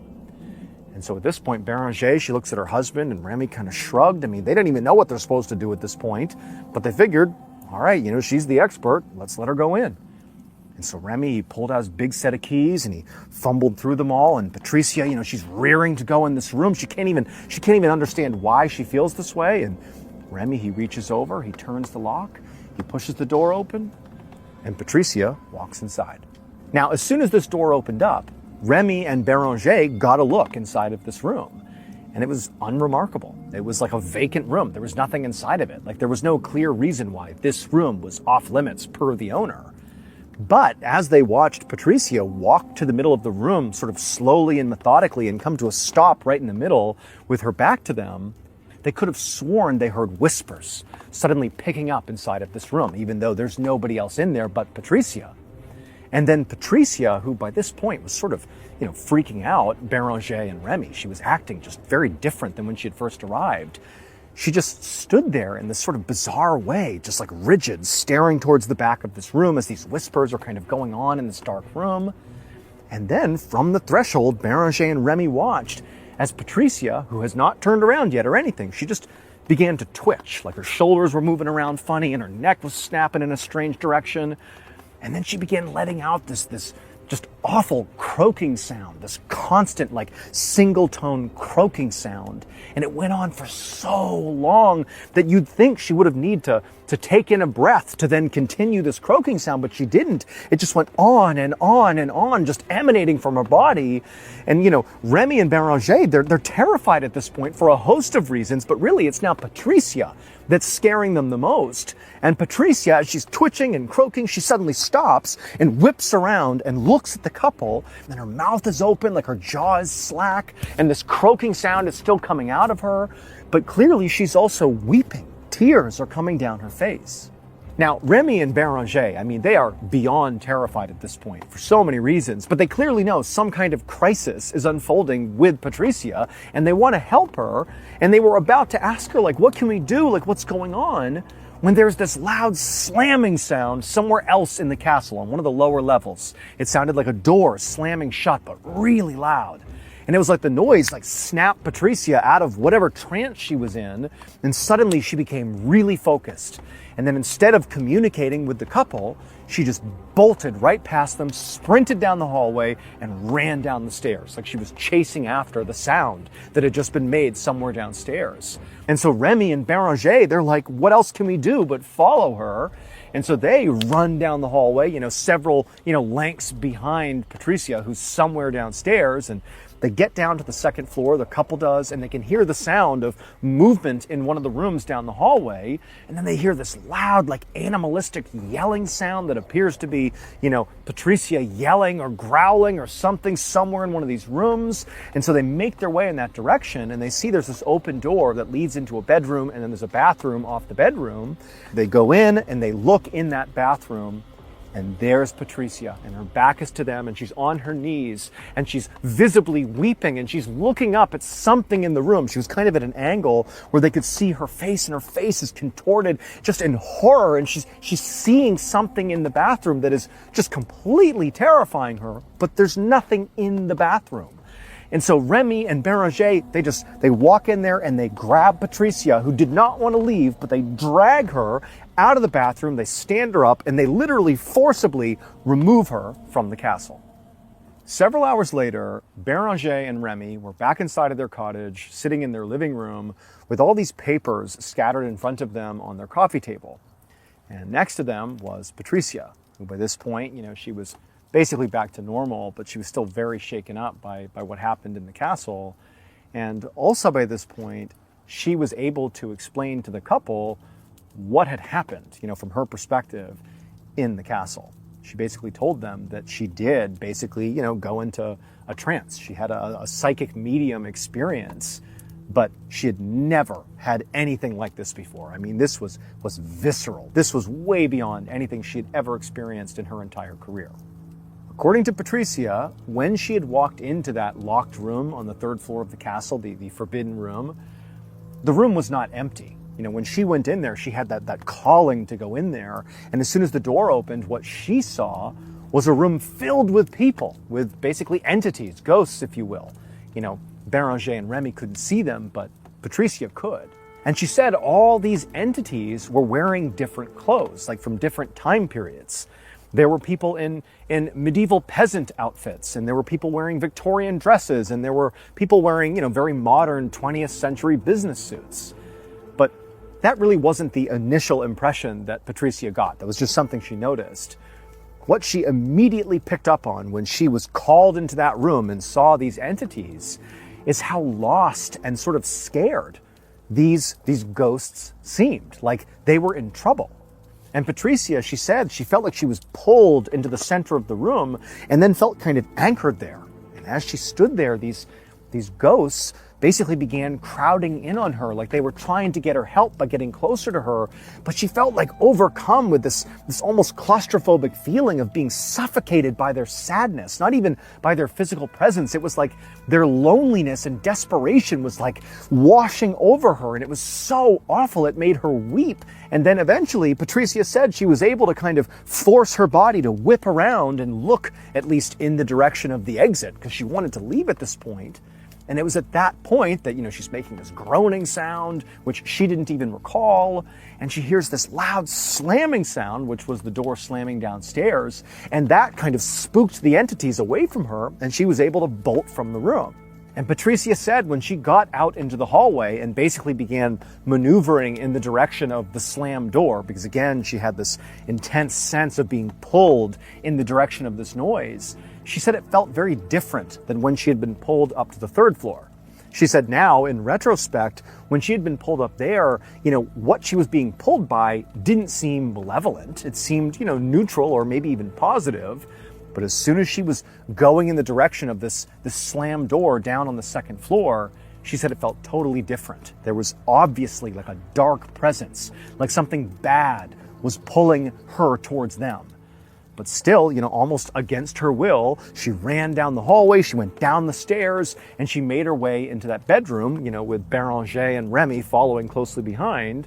And Patricia said she eventually turned and went into this bathroom in this bedroom. And when she went in there, she saw something that was so terrifying, she just fell to her knees and began to scream. That was that like animalistic wailing sound that the couple heard. What she saw was this enormous, tall, just like dark figure. It was a ghost of this tall man of sorts with like these deep scars all over his face. And he was wearing this rusted chainmail armor, like he was from a different time. And he just seemed evil, like a dark, dark presence. And she knew that was the feeling she was getting. It was coming from this ghost. And it was only because Remy and Béranger came in and basically pulled her away that she thinks she even survived. Like she was being pulled to her death. Like that's the way it felt. But again, fortunately, she's pulled out of the castle. They go back to the cottage. Patricia, had her chance to calm down. And now the three of them were trying to basically decipher what just happened. Like what can we take from this unbelievable story that Patricia has told us and what they witnessed? And what they quickly settled on was, we have a lot that we can begin to explore here, but let's focus on that evil entity, that tall man in the rusted chainmail armor. Who was that? And what did he want? So she and Remy, in the hours since they had escaped the castle, had gathered up a bunch of their historical documents about the castle and laid them out on the coffee table, and they had begun going through them to try to learn about this guy. And at some point, as they were looking through all these documents, there was one particular section that, for whatever reason, just drew, Patricia's attention. She just thought, I want to look at that. And it was the section about a knight whose name was Jean, who had lived in the 14th century. And the document said that Jean had been a soldier during the 100 Years' War, which was a conflict between England and France that had started in the mid-1300s. And during that war, the castle was used as a French military fortress. And Jean was killed during a battle at the castle. And so after Patricia read this out loud to Béranger and Remy, Patricia said she just had this feeling that the evil spirit, the tall man in the armor she saw in the bathroom that scared her so much, she had a feeling that, she didn't know why, but that seemed like Jean. However, even if Patricia had been right that this evil spirit she encountered was Jean, they still didn't know, why he was there, or why he had appeared, and why he had called her to the room, or why any of this stuff had happened. Like, the whole thing really was unexplained here. Or, who were the other ghosts who were up on the third floor, that apparently Patricia saw? Like, none of it made any more sense. At some point, Béranger asked Patricia, like, what do you think? What does all this mean? Like, why did this happen? What do you think? But Patricia, she really was still very shaken up by this. I mean, she was this, renowned psychic medium, but again, she had never had an experience like this. I mean, this was really terrifying. And she just was like, look, I'm overwhelmed. I need to go home. I need to go home and just think about this. I need to process what's happened here. And so, obviously Remy and Béranger, they couldn't really protest, but they also were like, man, I really don't want to be left here alone with this horrifying castle, but, you do what you got to do. And Patricia, she got up and she left. After Patricia left, Béranger and Remy both agreed that, despite the fact that Remy was the groundskeeper here and did need to look after the castle, that for now, it was just too dangerous to go in there. It was not worth it, and so they would stay away, at least until Patricia came back and they could get to the bottom of this. And for a couple of days, with Remy and Béranger staying away from the castle, like, they had normal lives. I mean, nothing strange happened at all. They just basically lived in their cottage and went about their lives, sort of keeping the castle over here. But after a couple of days, when still Patricia had not come back again, she was still at her home, still processing this whole thing, Béranger started having this weird feeling in her chest. It was like this need to go to the castle, not dissimilar from how Patricia had described, like, this overwhelming sense of being pulled up to the third floor when she was describing her whole encounter, her whole experience. Béranger, she tried to act like this wasn't happening to her, but she couldn't deny it. It's like she just had this feeling of, I gotta go to the castle, I gotta go over there. And then one day, Remy looked out the window of the cottage and he sees his wife, Béranger, walking right towards the front door of this castle. And he's thinking, there's no way she should be going in there. We agreed not to go in. Like, what is she doing? And he literally ran over there and grabbed her and pulled her back before she went into the castle, which is exactly what she was going to do. And then when she was pulled away, she couldn't even describe why she was over there. She's like, I don't even know. I just felt like I had to come over here. I can't explain it. But that wasn't even the strangest thing that happened over these few days after the incident with Patricia. Because shortly after, Béranger almost walked back into the castle, a man had come on the castle grounds. This random man sort of wandered on to the castle grounds and was apparently being drawn, although he kind of framed it differently. He didn't really know why he was there, but he was drawn towards the castle. And as he's walking towards this castle, a deer presumably was also being drawn to the castle, and the deer went running towards the castle and actually rammed into this man and hurt him badly enough he had to be hospitalized. He actually lost an eye from being hit by this deer. And so after this happened, even though, Béranger and Remy were trying to respect Patricia, sort of giving herself some space here, because she hadn't come back, she hadn't been in touch, at this point they were like, we have to get in touch with her. Like, she's the only other person who understands how serious this is. And so Béranger called Patricia and she said, like, whatever's going on in the castle, whatever dark energy is existing in there, it's getting stronger. Now, at first, Patricia was not inclined to come back. I mean, there was a reason she had not been in touch with them since she had left. She had basically decided, like, I don't want this in my life. This is terrifying. I don't know what happened, but I don't want this in my life. But she could just tell that, Béranger and Remy, I mean, they were at their wits' end here and they didn't know what to do. They were lost and they were turning to Patricia more like a friend, like, hey, please come back here and support us and help us get through this. And so Patricia did agree to go back. And so sure enough, the following evening, Béranger, Remy, and Patricia were back inside the castle in the second floor bathroom where Patricia had been found at the end of that horrible experience, looking up at what she believes now was Jean's ghost, this terrifying entity. And so they're in this bathroom, and Patricia had come in here in order to basically attempt an exorcism. And so she's standing in this bathroom, and sort of behind her is Béranger and Remy, and they're kind of holding each other, and Béranger is so scared she's shaking, and they're watching as Patricia, despite her own fears, She was very calm, and she was standing there with her eyes shut, and she was sort of trying to channel Jean's energy, because she didn't have that feeling being pulled, in any direction inside the castle. She was sort of choosing to channel whatever spirit was inside of this bathroom.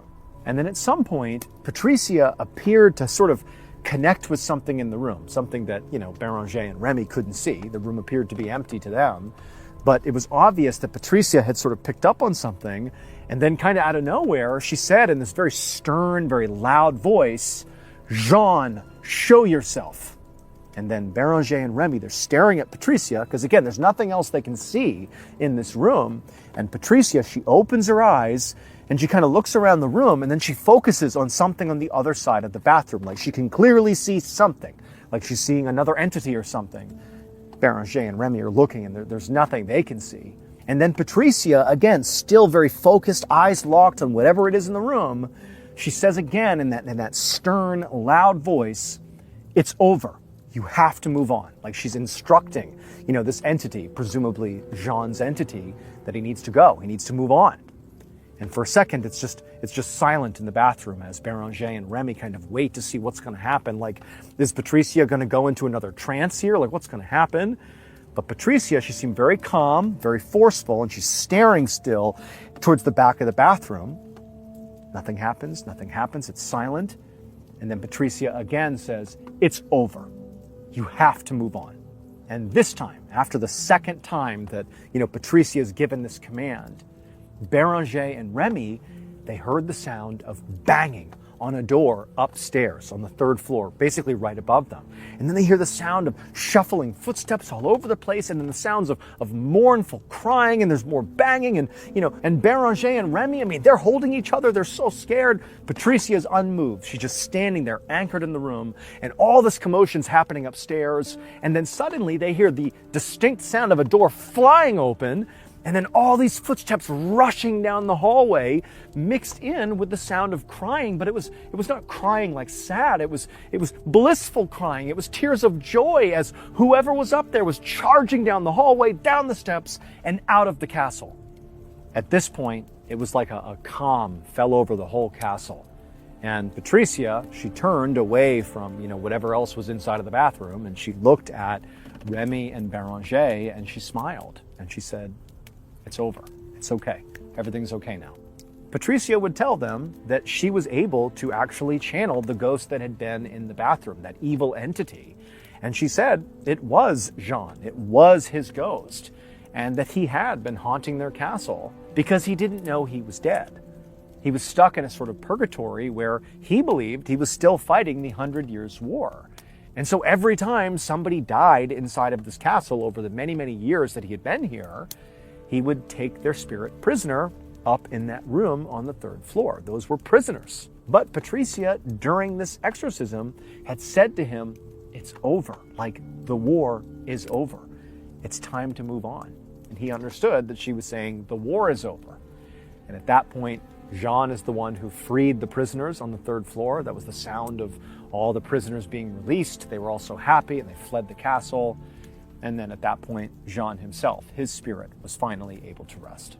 However, there's one more wrinkle to this story, which is shortly after the exorcism, when life sort of returned to normal for all parties, Patricia and Béranger were speaking, and Patricia at some point just kind of offhandedly said something like, "It's a good thing, Béranger, that you texted me again and got me to come back out here, because clearly I was able to help you guys. I was able to, free these spirits from the castle. What a good thing it was that you texted me again."